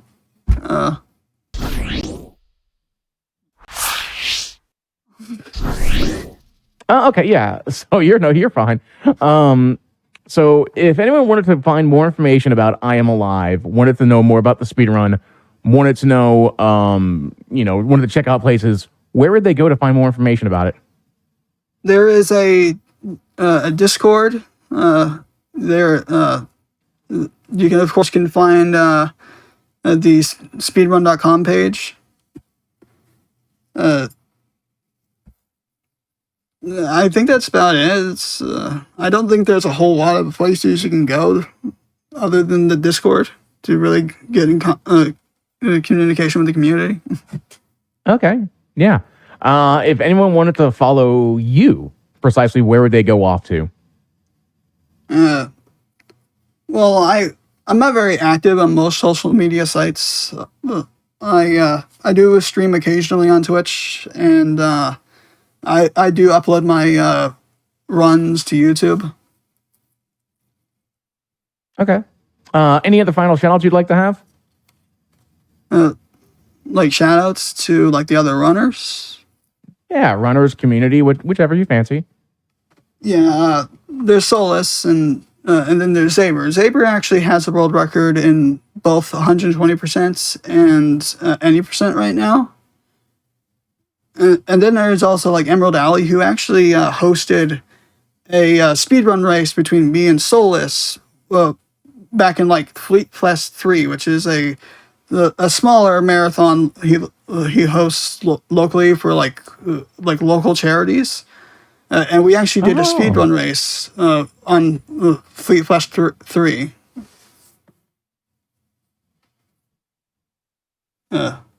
And we were running any percents then. Yeah. All right. Colt, thank you so much for showcasing that amazing, amazing game of I Am Alive. Chat, do not forget, we're not done yet. We got Lego Star Wars coming up here in a little bit. This is a great time to get up, stretch, get some water, hydrate, all of that.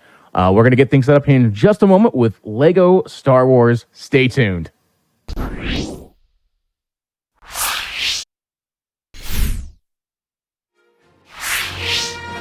Hello and welcome back to the Bargain Bin. I'm still your host, Midnight Vesper.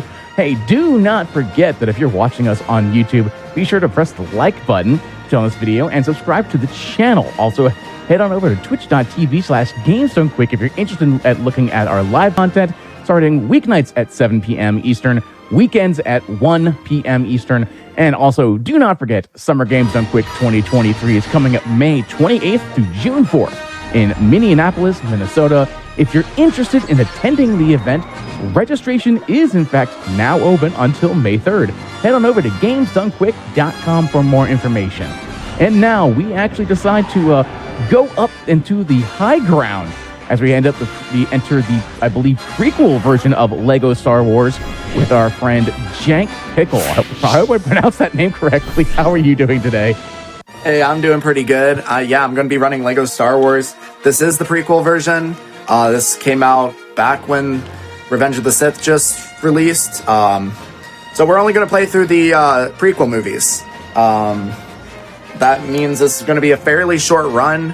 I actually just PB'd. But yeah, nice. I'm going to be with Birds as my commentator. Yeah, that's pretty much it. Yeah, we're just going to get started. There's going to be time to talk. All right, are you ready? Yeah. All right, I'm gonna count down 3, 2, 1, and go. All right, and we're gonna spawn right into the diner. This is basically the hub. Only negotiations is unlocked. That's the first level, and there's not really any tech so far. We're just gonna go in and basically get through the menu as soon as we can. Loads are pretty instant, so we're just gonna completely ignore the opening crawl. And now we have about 40 seconds of nothing.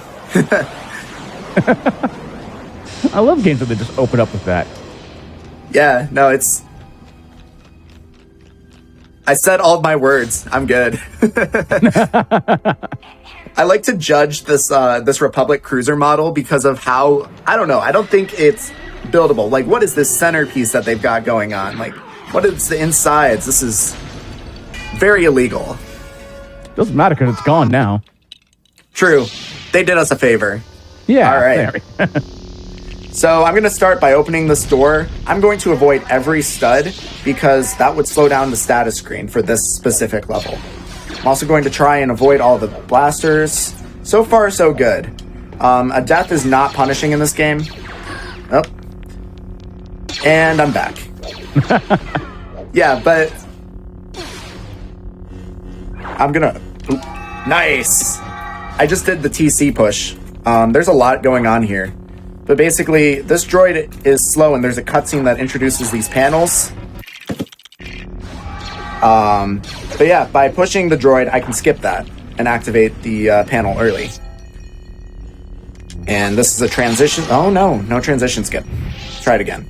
Transition skip to get us out of bounds so that I can hit the... I'm basically under the level now. There's a lot going on, and I'll try and explain it next time we see these tricks. You're going to see them more in the future. But right now, I'm going to find the trigger in here. There it is. Nice. Yeah. So that was negotiations. There's a lot going on there. You're going to see the transition skip. You won't see the push again. But yeah. I have to say, those are some really cool negotiations that you go like kind of in walls and go under things. I've never seen negotiations like that before. The negotiations were short. Yes, very short. So because I didn't collect any studs, it skipped some of the status screen that introduces the True Jedi bar. That saves about 7 seconds.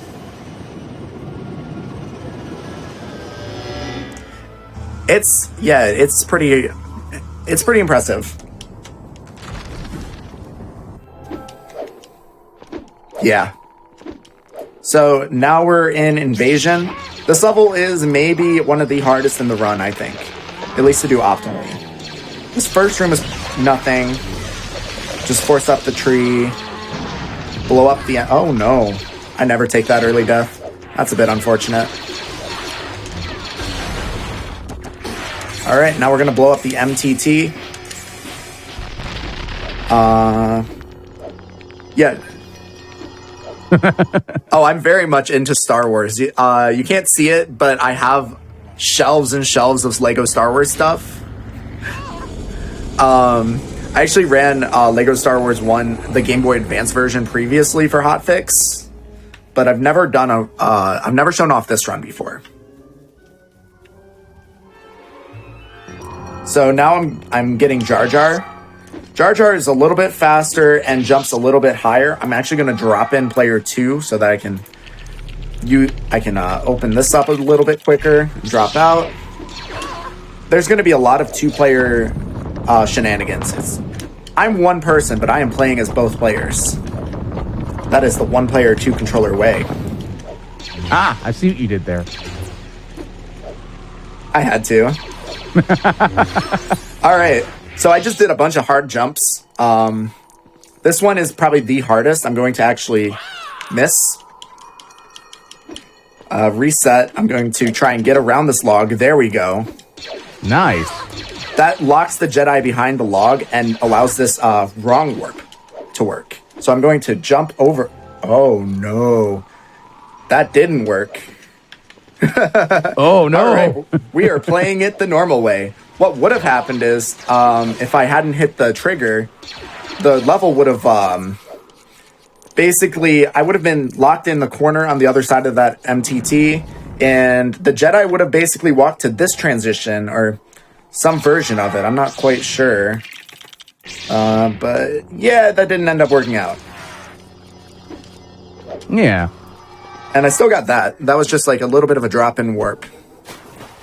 Yeah, not an optimal level. It's okay.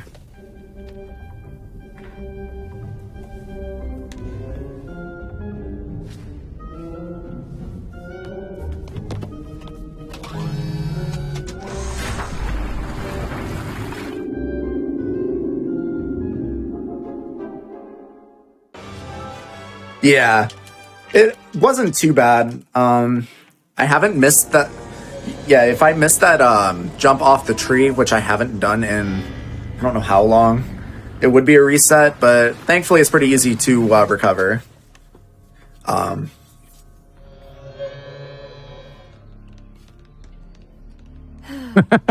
Honestly, I didn't know either. I was just going with it. Don't admit that. It's all according to plan. It was all according to plan. Gotta think on your feet here, yeah. Next up is Escape from Naboo. It's actually one of the easiest levels.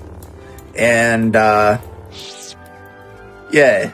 So it's gonna start off with another one of those drop-in warps that I showed at the very end of Invasion.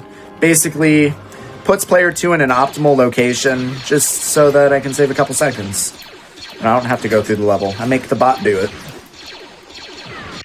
Drop out player 1. And there she is.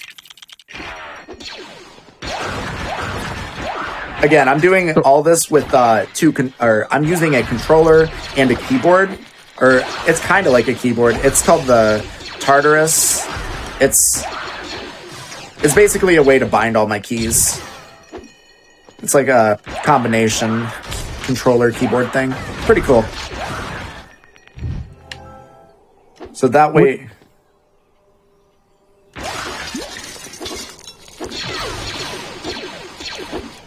There's another strat you can do for the first warp thing, where you can basically climb the geometry of the gate, but it's really precise. I think my gold has it, but it's not worth going for. I already reset enough. I don't need another crazy trick to do. So would this be something that you could do with 2 controllers?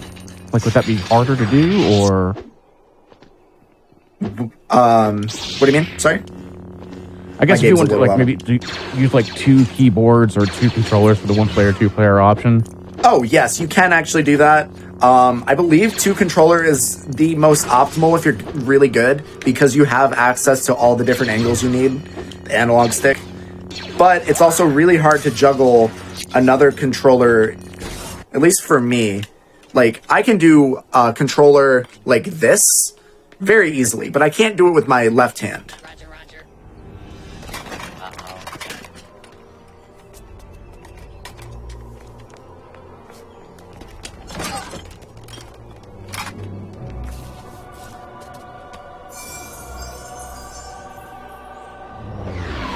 It is pretty awful. I used to run the GameCube version. And then I ran Lego Pirates of the Caribbean. I'm a Lego runner more than a Star Wars runner. So I run like all sorts of Lego games. I used to do that with 2 controllers. I wasn't very good. What other ones are there? Because I didn't know there was a Pirates one. I knew there was a an Indiana Jones, because when I went into the Discord to ask for you all, I found there was an Indiana Jones, which I didn't even know was a thing.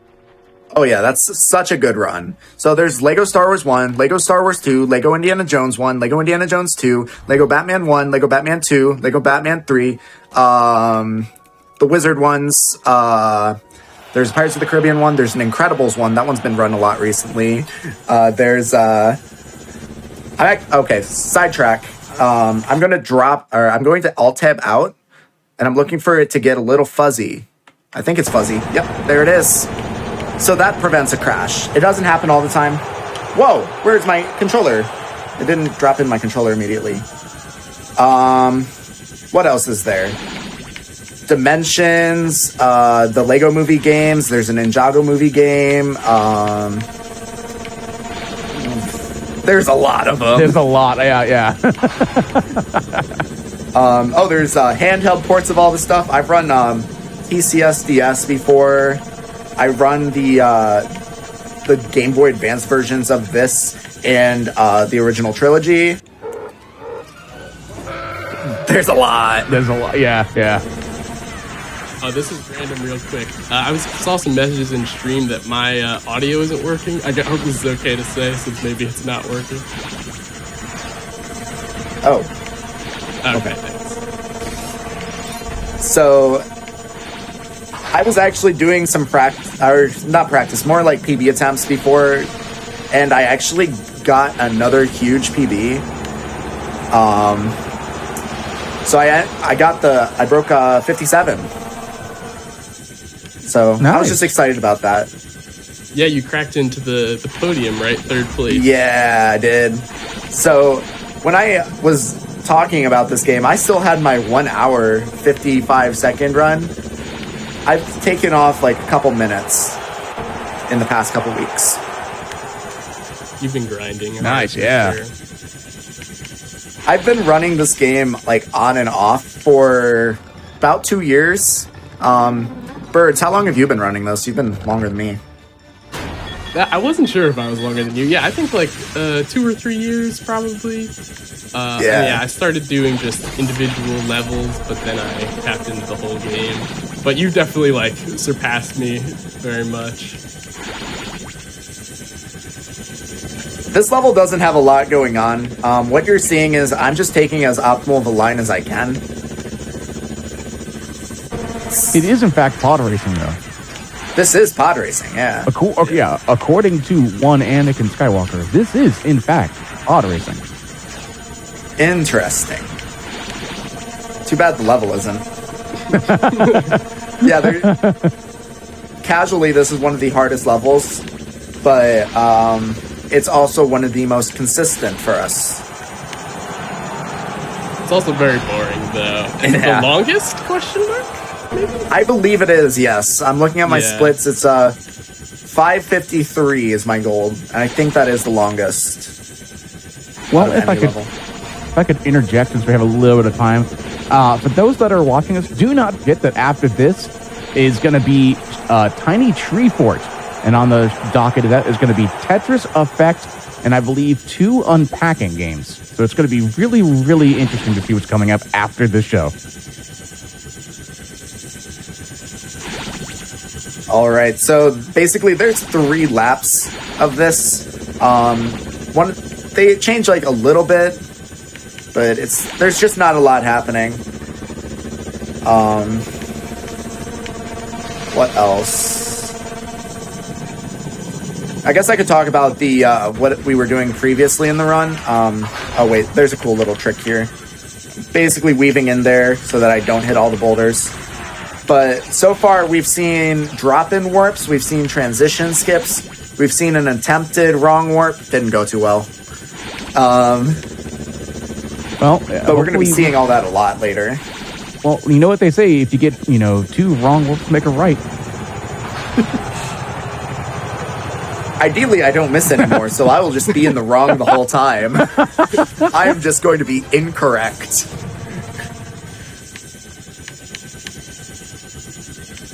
But I'm almost done with this level. This is one of the easiest to speedrun, but the next 3 or 4 are going to be some of the hardest.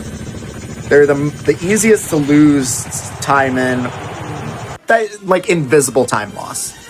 There's just so much to optimize. I'm getting more consistent, but I can still easily lose 10, 15 seconds and not even know it. Yeah, you don't even know where it can come from. It all just adds up. Yeah. So once this cutscene's over, we're gonna go to feed. Get through here. All right, and then another minute of cutscenes. Yeah, this is a huge cutscene. This is like optimal. Like if you got to take a bathroom break while you're running, this is the cutscene you do it on. This or Droid Factory, I think, is longer. Oh, okay. And Camino, the end cutscene of Camino, oh, it feels long. There's nothing happening in that one. Oh, you're right. You're right. Like, all right, did I get a gold? And then the cutscene just drags. Has someone added up how much cutscene there is versus like gameplay? That would be good to know. I don't know off the top of my head because there's a lot of really short cutscenes. If I had to guess, probably 15, 20 minutes of cutscenes. Yeah, the question is, do you want to? Because it's like, oh yeah, do we count up all the time of cutscenes that we can't skip and then say, oh, it's this percentage of the game? Yeah, does it help us? Yeah. Who knows? Some of the later, or most of the later games have a cheat code that allows you to skip cutscenes, but this is the first Lego game, really, the Lego TT style games. So it's still pretty rough, but it's a really fun run, I think. So we're actually going to see, this is the best showcase of two-player movement. I just used Qui-Gon to force up R2 so that we can skip killing all the enemies. And now I'm going to use the Force on everything as both players, and then switch to R2. Oh no, don't do that. I screwed that up. The menu will kind of take you out of your Force state. And I shouldn't have done that, but it's okay. Because I realized. Gonna take out all these droids. This level has a lot of good one-player, two-controller showcases. That room I'm going to... Sorry, go. I'm going to actually... So at this stud is my marker. I'm going to double jump, and that'll spawn R2 right where I want him. I just think that's neat. That's really nice. And then we've got another transition skip. This one is one of the hardest out-of-bounds movements. I got it.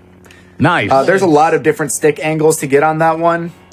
I might be low. Sometimes if you're too low, the death plane will just kind of find you, and you'll have to do it again. But I got it. Yeah, that's a really precise one. So you got it so quick. That was nice. That's like I've run this game on and off for years, right? That one I've never lost the muscle memory for. Like it took me hours and hours to figure out initially, but I've got it and I've got it good now. This one, oh no, that's unfortunate. It's okay, the gang's all here. All right, so here's what we're gonna do here. I'm gonna find Obi-Wan. I'm gonna jump over. This is actually a backup strat. I shouldn't have to do. Oh, thanks for the help, droids. I shouldn't have to do this. Oh goodness, I shouldn't have blown that up. But I'm opening up the gate. Try it again. It happens. So far, this is not the most optimal run, but it's okay because we're seeing how many things can go wrong. Yeah. It's all about it's all about the enjoyment, It's all about having fun. Are you swimming? So out of bounds collision will just kind of... It lets you jump. If you stop moving, you'll just fall through it. It's actually really easy to navigate through. But I lined myself up so that it would push me out of bounds like that. Otherwise, it's a blind jump, and that's not fun. Oh, I watched the replay, and when the cats were flying above, just with the angle of how it was, it looked like it looked like they were just bubbles. So I thought your character was just swimming in the blue background behind the castle of Naboo. I don't know what that's supposed to be behind there. Sky, I think. Okay. So this is a little weird. That cutscene will basically spawn in whoever it feels like. I want to have a Jedi on player 1 and a blaster user on player 2. But it kind of did that, but not where I want them to be. And I'm going to use both players to try and take out all the battle droids and switch to R2 as optimally as I can. This is another really good showcase of two-player strats. Uh-oh. Absolutely. I'm making a lot of rookie mistakes here. I don't know what's happening, but it happens. I think you're still doing really solid. Yeah. All right. So, guys, remind me to not continue into the next level. I've done this far too many times. We're actually going to go to the diner. I keep calling it the cantina mentally, but the diner.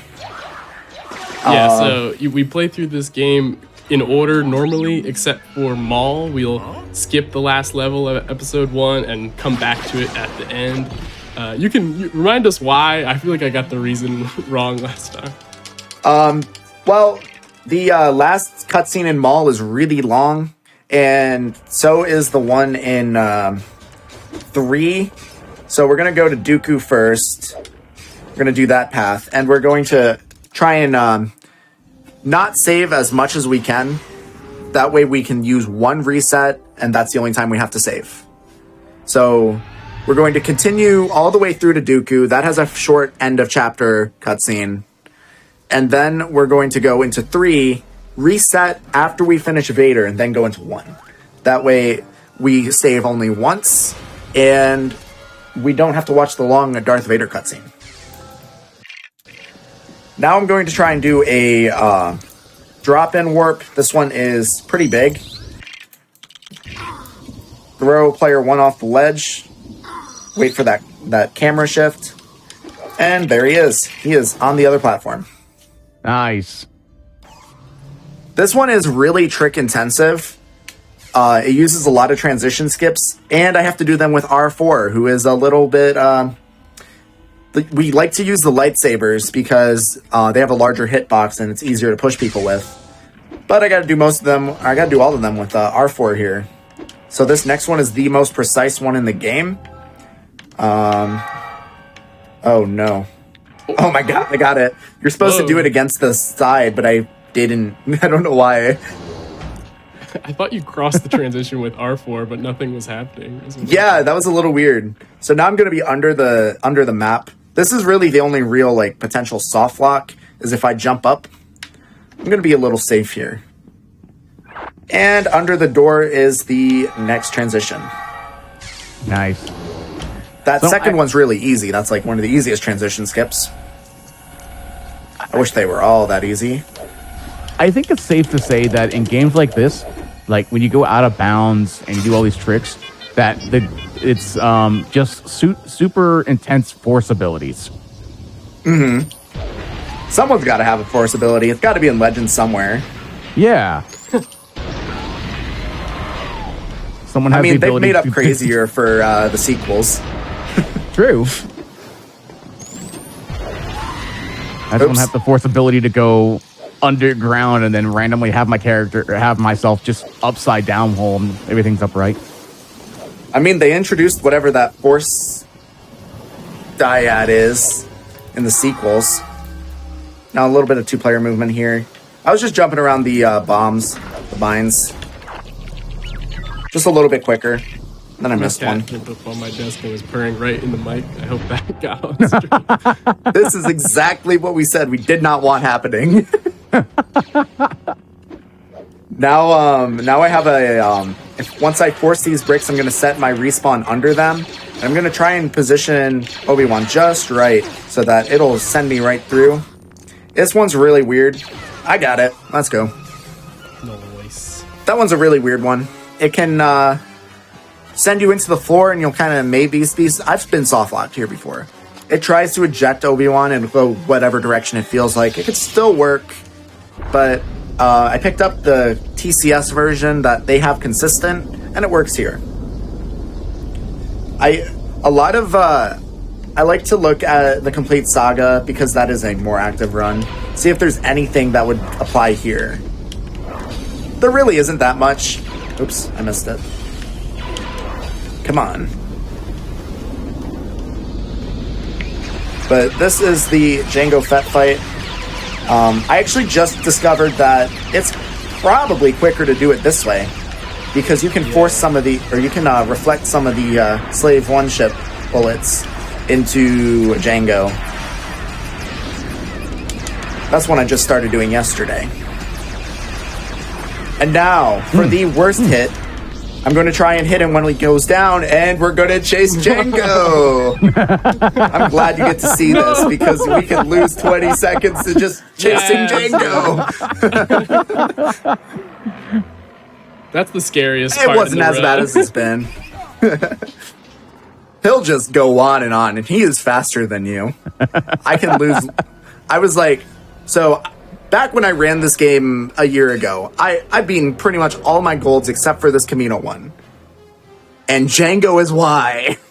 He's such a rascal. I got... He can, you can jump slash him right as he lands, but it's pretty precise. I did not. It looked close, but yeah. It was close. This is the long cutscene that goes on way too long. Or at least one of them. So now we are going to Droid Factory. This one has a lot of cool skips. There's actually a strat that I just implemented yesterday. I hope I get it. If not, it's not a big deal, but I will explain it when we get there. Anything to add so far? This is just random. But someone in chat was saying that they prefer the prequel levels a lot more than the sequel than the original. I think that's just so true. These prequel levels are really well designed and have such a great vibe. Just reflecting on that. I think it's a little more sporadic in quality with the original trilogy. That's actually my next project, because I just achieved another minute barrier that I didn't think I was going to get anytime soon. So I'm like, I think I'm ready for my next run. This might be kind of my send-off run for the time being. Oh, dang. Oh. Yeah. No, I didn't think I'd be getting 57 so quick. I don't know. I might continue. But I am ready for to do Lego Star Wars 2. I have not started learning that. No, I did see that comment earlier, the prequel levels, and I didn't see the word levels, so my mind just went prequels way more than the original. That's exactly what I read at first too. When I reread it. Because that's like such a common internet comment, I feel like. Yeah. Honestly, I think I prefer the locations of the prequels. I won't say that the filmmaking is the best, but I prefer the planets they introduce. No, yeah, the vibes are very distinct and like definitely seeing them as a kid, they get so like implanted in your mind. There's only so much Tatooine you can take. Yeah. Oops. I get that. I got it. So what I did there was I hit both targets as Padme in one jump. Generally, we shoot the first one, position R2, and then jump, but I was able to do it all in one cycle. That one's pretty hard to do. I just got it consistent enough. That might be the first run I've actually gotten it in. Yeah, that was really cool. So, you can just use the panel through the boxes. They didn't mean for that. That's such a weird one. This game, my friend said this, like that this game is like held together with like glue sticks and like paper clips. It's very Lego like, bricks. Yeah. Yeah, I mean that's pretty accurate. This game's held together by Lego bricks. Yeah, exactly.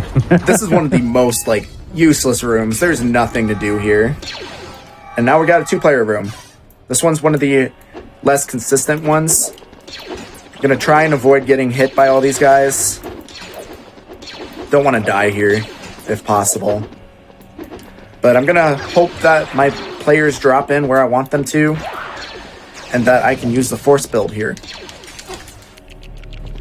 You're not supposed to be able to use the Force here. And I got it. Nice. Nice. Now I'm going to use R2. Now I'm going to jump. And I'm doing this... Aw, I almost had it. I'm doing this with 2 controllers. This is a pretty good one to run if you are looking to get into Lego games, but not quite ready to do everything. R2, no. R2 just casually went into the lava. Yeah. we do that so we can drop in the other players and not have to deal with R2. And I'm doing some out of bounds shenanigans. I'm going to skip a force field and ideally not have to deal with the enemies on the other side of this room. So I'm going to position, jump, and then I'm going to hold the controller stick. Uh-oh. What is this? How did I save that? Oh my god. Oh, wow. I don't know how I got...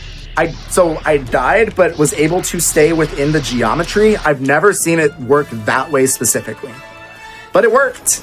I didn't have to kill any of the enemies, and that is the most scuffed bomb cuff skip I've seen. That's definitely, like, probably the hardest out-of-bounds skip, right? Yeah, that's definitely one of the hardest tricks in the game. There's a lot of potential for, like, falling into the void, which is what started to happen, but they, like, saved it. You can get soft-locked or somewhat soft-locked. You have to restart the room. I've actually gotten it so that I can't do anything with player one, and it was a full-on soft-lock. So, I'm glad that didn't happen. That was pretty close to that. Now we've got Jedi Battle. This is the this is probably like the biggest case of RNG in this game. Everything else is pretty controllable. But I have my route for this. Oh, why didn't you pop? I want to pop the droidicas.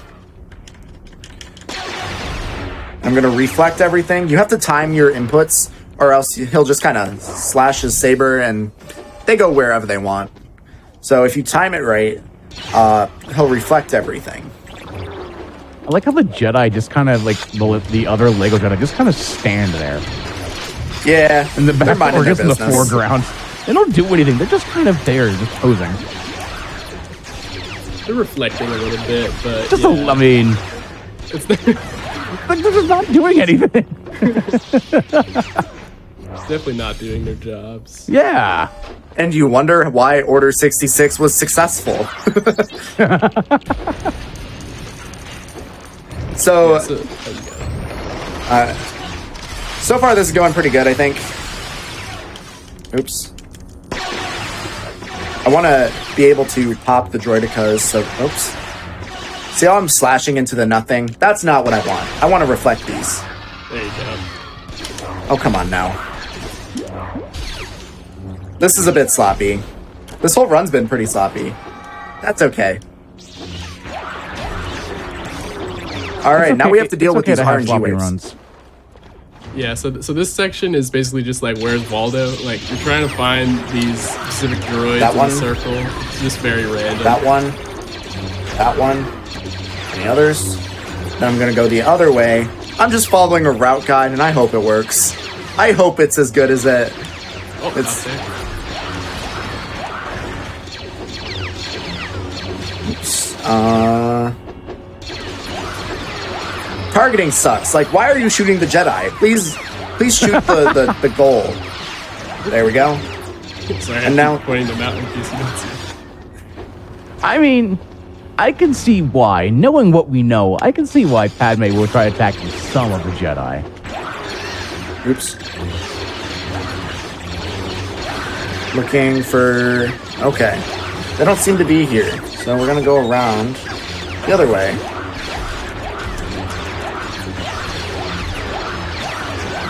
That was pretty good. Oh yeah, there they are. Check behind, because there they are. Yeah. There it is. That was a pretty good second wave. I'm happy with that one. Now we have a quick kill. This one's pretty fun. So I specifically avoided that specific bomb in the background. If you... Oh no, I haven't died like that. What is that? Please chase me. I don't know about this. Oh no! Oh no. So I was dead somehow. Now I'm just gonna try and shoot. If I had done it right, that bomb would have killed Django. But instead, I have to do this. So I'm timing it whenever he gets up. Good enough. Again, I don't know what this run is. We're just vibing here. I don't remember Jango Fett exploding. Oh, something happens to him.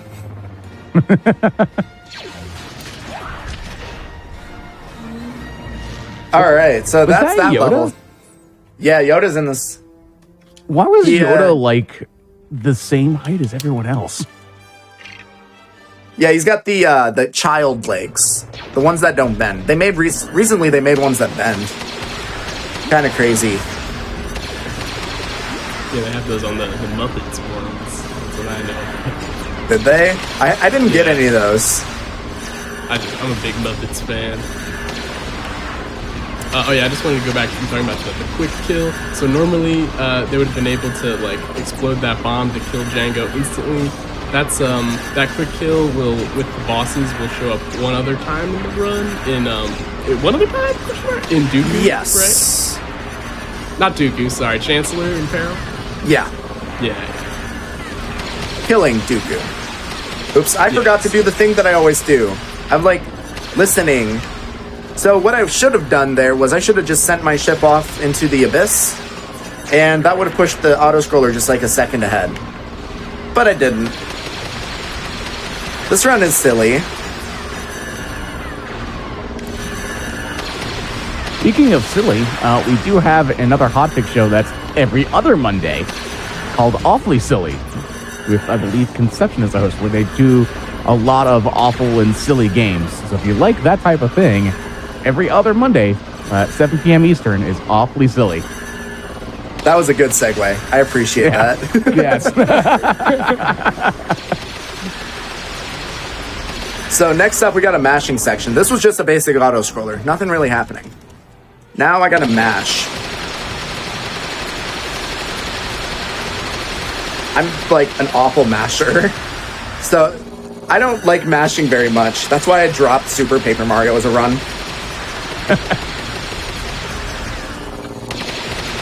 It hurts my arm.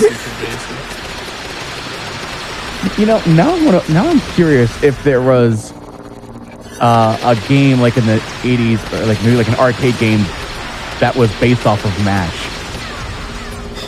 and that's all you do is just MASH. Oh my god. I'm like tensing up my arm and shaking, and it's like, there's got to be a better way.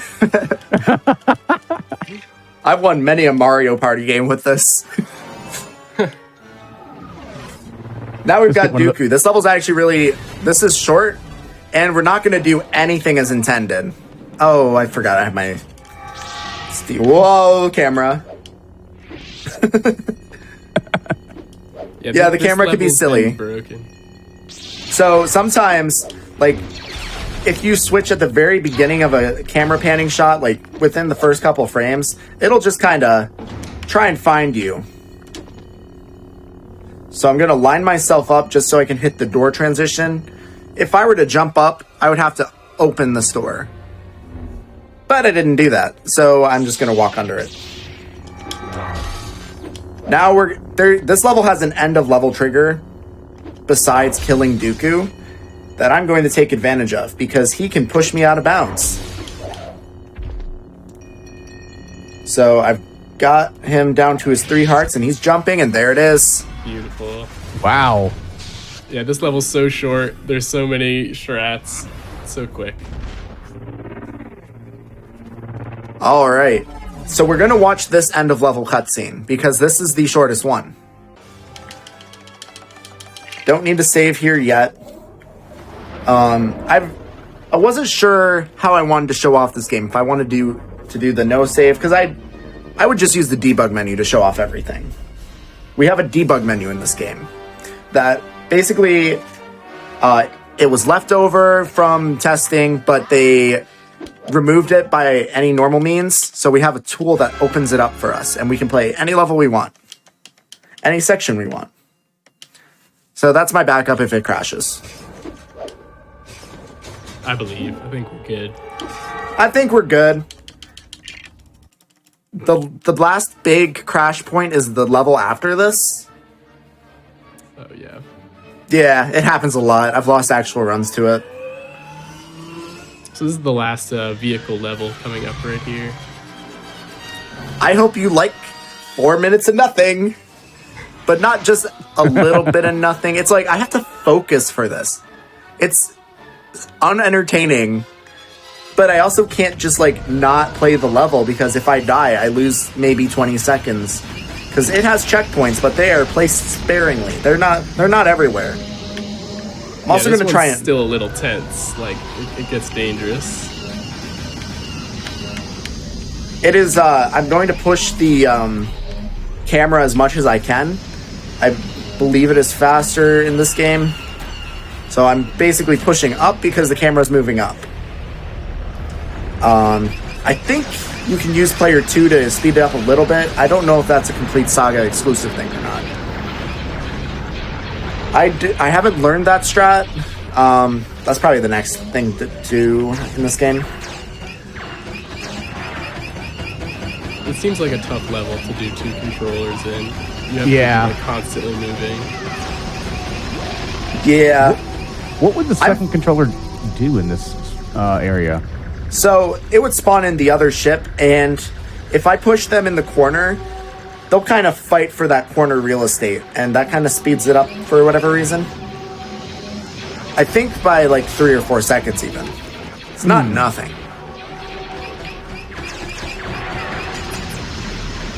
But I'm doing it one player because that is what I know. And I have to watch my heart count here. Right now I'm good.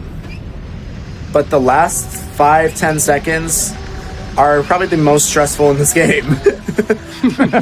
No. It's so bad. Kashyyyk is going to be way more stressful now. I'm not too worried about Kashyyyk. So Kashyyyk's coming up. It has the hardest trick in the run. But there's not like a PB writing on this. So I'm just like, it'll come when it comes. Yeah, someone... Again, Oh, go ahead. I was like, just have fun. Yeah, be on good faith, but have fun. It's the more important thing to do. My goal for today is just to show off all the silliness of this game. Yeah, exactly. This is a really fun run. This is probably the most fun I've had doing a run. It's a really easy game to get into. All the resources are on speedrun.com. There's good beginner guides. There's some guides for advanced strats. I'm there to answer questions. Birds, I'm sure you'd be willing to help as well. Yeah, it's a good community. People definitely are always willing to help. But yeah, no, it's really fun to get into. This was one of my earliest like full games I learned. The first game I ever had a top 10 time in, which was taken from me, and I didn't get back until about 2 weeks ago. And now I'm in third. Hey, there you go. The time save just kept cascading, you know? I broke the barrier. Always enjoying that happens. I was feeling so nervous for you for a second when you were on one heart. I was on one heart? You were? Yeah. I was talking!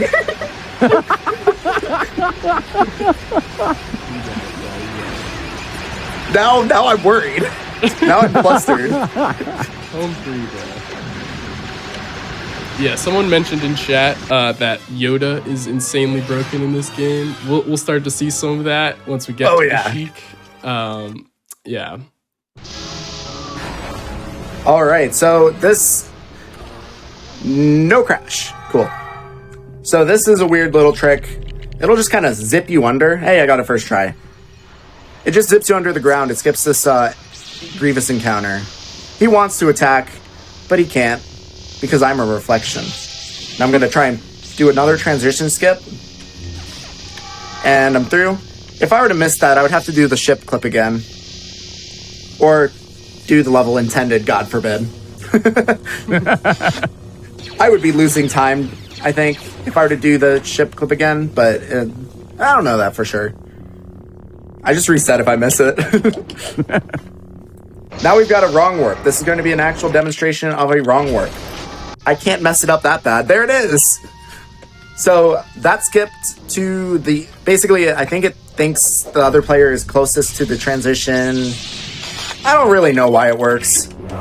It's confusing. It just spawns in the other transition. And now we're going to try and do a quick kill. I'm jumping over here. Here's the bomb. And there it is. Yeah, for some reason the bombs can insta-kill these the bosses.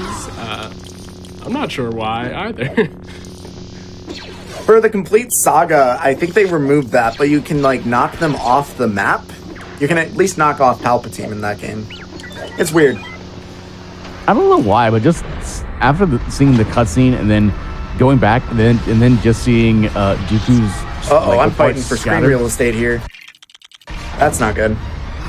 So I'm trying to do a drop-in warp here to get to the end of this, but it doesn't want to. It's fighting me. There it is. Another wrong warp. I don't actually know that that's what we call them, but that's what I'm calling them because it's warping wrong. Yeah. It's not right. None of this is working as intended.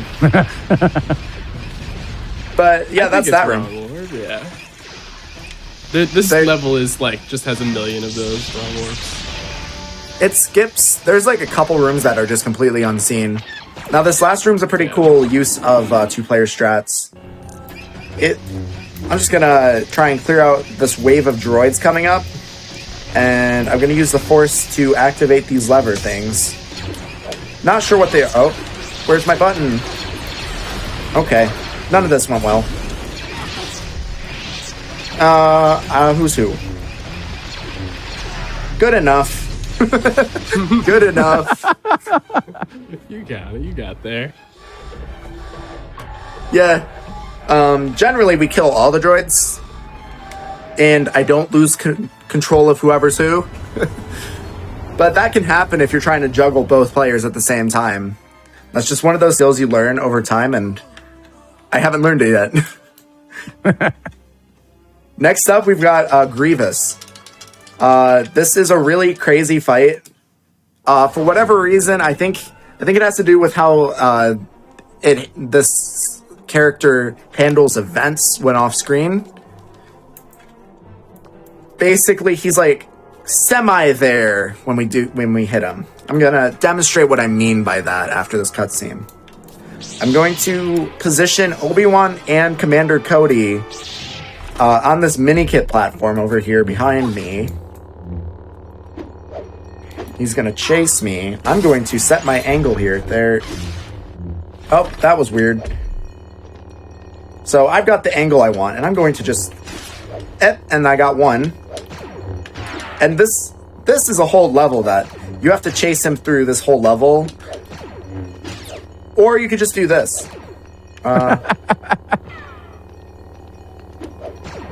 He would jump up to like different platforms and you'd have to like blow up bombs, or you can just hit him like this from far off.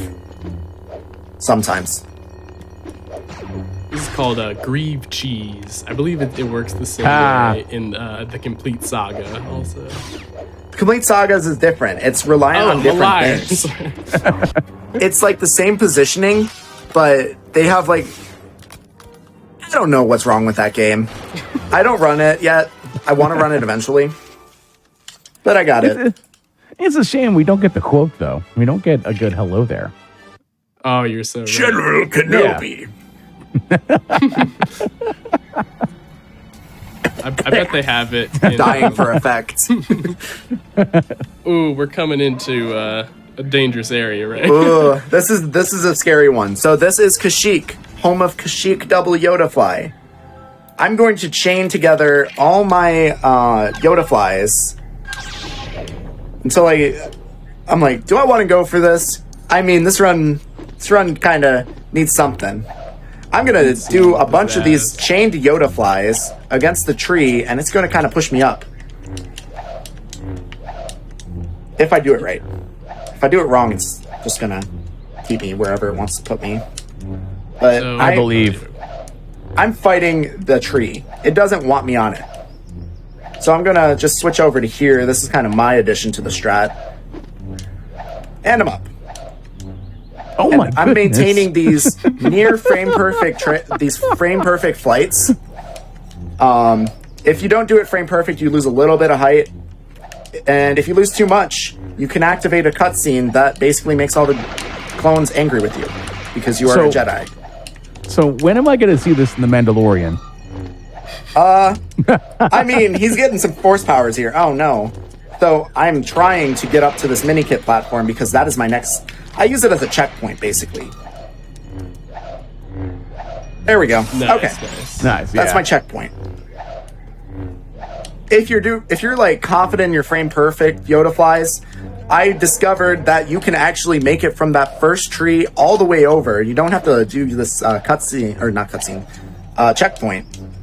And you can just go all the way over here. But I'm the only one who's ever actually gotten that, as far as I know.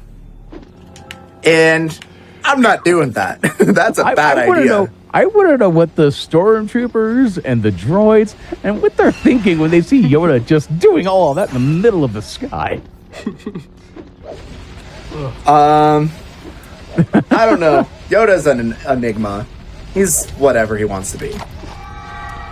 I'm going That's the most stressful part in the run right there. I'm just so surprised that you're able to talk through it so well. Yeah, I'm holding my breath over here, but am not involved at all.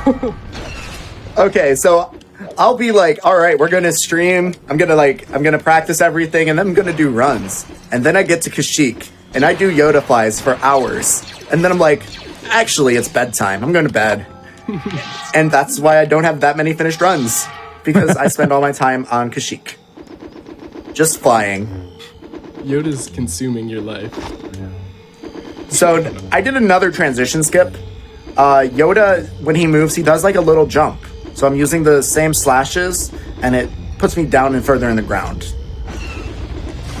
I'm not having to do the crazy flight again, and I'm actually aiming for like a little spot. I got it. Let's go. I'm trying to blindly go through that gate. They don't care. I'm just here. I don't know. Oh, I'm messing with them now, I guess. Oh, I got it. Okay. I knew I was on 1 health. So this is my little route. I don't know if this is fast. This is just kind of how I've always done it. Try to keep them off screen and then open up the escape pod thing. I don't know what this is supposed to be in canon. Yeah. But yeah, I'm through. Yeah, just to reiterate how hard that Yoda fly section is. Some people, hardly anyone does it. I would say there's like, I don't know, 7 or 8 people that do that strat. Some people, you have to use a metronome to keep rhythm of the Yoda flies, so that's really impressive. That's impressive on its own right, yeah. Yeah. Yeah, I'm like... So I only recently implemented it. Like, I've practiced it so much, but for the longest time, I'm like, I get there and runs, and I'm like, not today. But now I have a PB with it, so I can never go back. Now we're doing Ruin. This has another application of the Yoda flies, but it kind of does something a little different with it. We're going to do a wrong warp here by doing a transition skip. I said we're going to do a wrong warp by doing a transition skip. I said... There we go. There you go. So I'm going to do a Yoda fly down here just to try and set my camera right. Okay, and I got it. And now I'm going to do Yoda flies one-handed. I'm going to drop in player 2 here, and I'm going to get player 1 to spawn right into the council room. And that sets my position to here. Don't know why. But now I've got the, probably one of the more inconsistent tricks here. This is going to be library skip. So hopefully it goes well. And it did. Yes, I basically did another drop-in warp to get behind that gate. If that doesn't work, I either have to like reset the room or do a transition skip out of bounds. I lost my first ever 58 pace to that. It was a heartbreaker. Now next up is Darth Vader. Going to menu on player 2. I always need to remember to do that. But player 2 is my keyboard player. On player 2. What's up? Said, hey, don't forget to do menu on player 2. Right. Yeah, player 1's just kind of over here chilling. Then I have player 2. I have everything set on on my one hand, so it's a little bit awkward for me. But I'm going to do another drop-in warp. And now I'm player 1, and this is the pillar clip. Or pillar, what do we call it? I don't know. Yeah, pillar clip, I think. Yeah, we're gonna clip through the ceiling by positioning myself just right on this. Yep, that's it. And it pushes me through, so I can jump out of bounds and into the next cutscene. Nice. It's actually one of the harder tricks in this run. I just started going for it really early on for whatever reason. Bird, you're like that too, right? Yeah, it was one of the first things I did. I'm like, I can't be the best runner if I don't go for all the tricks. That's a bad mentality. You got to go for what you're comfortable with. So if you're not comfortable with that trick, don't go for it. Play the game how you want to play it. Exactly, yeah. We're not going for any kind of serious PB attempts here. I got that today. Like, You got your win. So, coming up is, I don't know if I'm going to go for it, but basically you can manipulate player 2 if you go fast enough. You can actually do some precise jumps on that pillar at the end of the stage back there. I'm going to try it. Why not? Let's go for it. Let's see what happens. Why not? So I'm going to do some jumps up here, and I'm going to just jump over here, and there it is! Woo! Nice! Yeah! And now, yeah, that saves a couple seconds. Oh, but now I've lost them. Now we get to go on the high ground.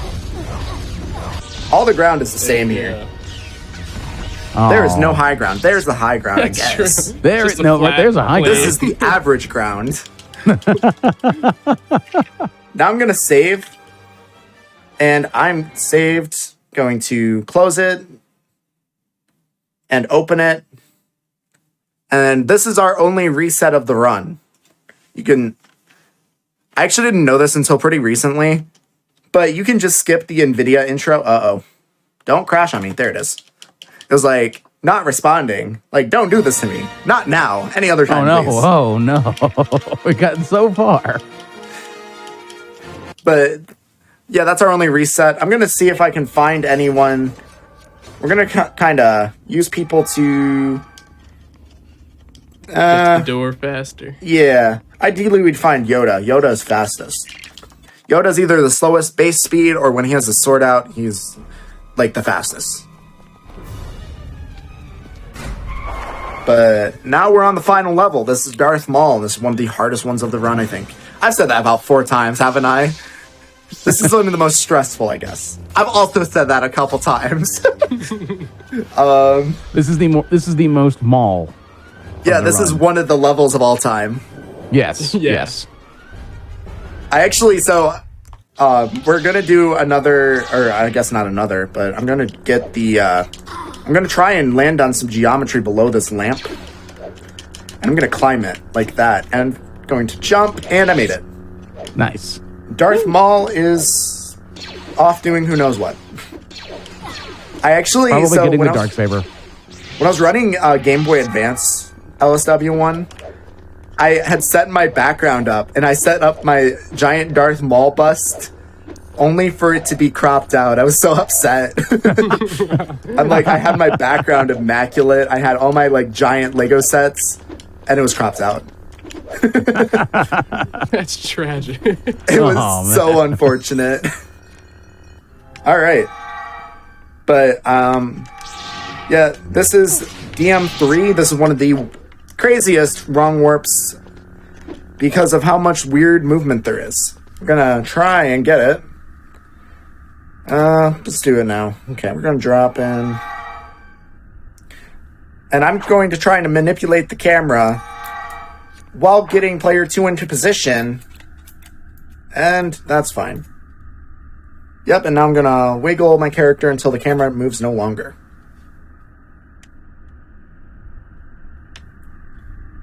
Alright. Then it's like 13 jumps. But I lost count. Oh no. Good enough. You can line it up off the wall. There you go. Yeah. Good enough. And I'm going to try and drop in player 2 so that I skip these force fields. That last one's been really inconsistent for me, but it's okay. That's that. All right, and now it's time for Darth Maul. you can actually skip 2 force fields there, and it's a little inconsistent, but it's pretty cool to hit. But now it's Darth Maul. There's not a lot going on here. Time is when on final hit. On cutscene, I guess.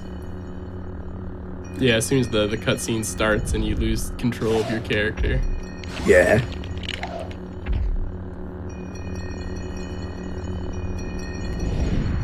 Okay. I really hope Qui-Gon survives this. Oh yeah, he's like my favorite character. Yeah, I know. But Maul won't attack you if you're against the corner like this. So we're just gonna stay here. He doesn't see me. And then we're just gonna attack. Oh, hey. Thank you. Uh-oh. There it is, time. Yeah. Okay. What's the damage? Ooh, it was solid. Oh no. You say I'm not so confident in that. I'm waiting for the stream to catch up to tell you the number. Are you waiting for the number right now? I am waiting for the number. I'm curious. Oh, wait. I reset so I wouldn't focus on it. Oh, there it is. Hour 32. Yeah, 32 seconds. Not minutes. Hour 32 minutes.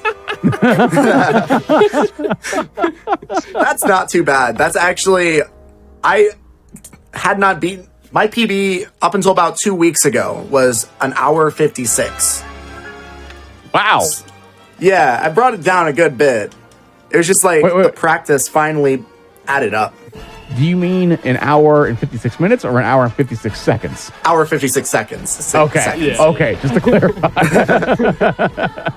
Yeah, I actually submitted an outrageously fast estimate, and y'all believe me.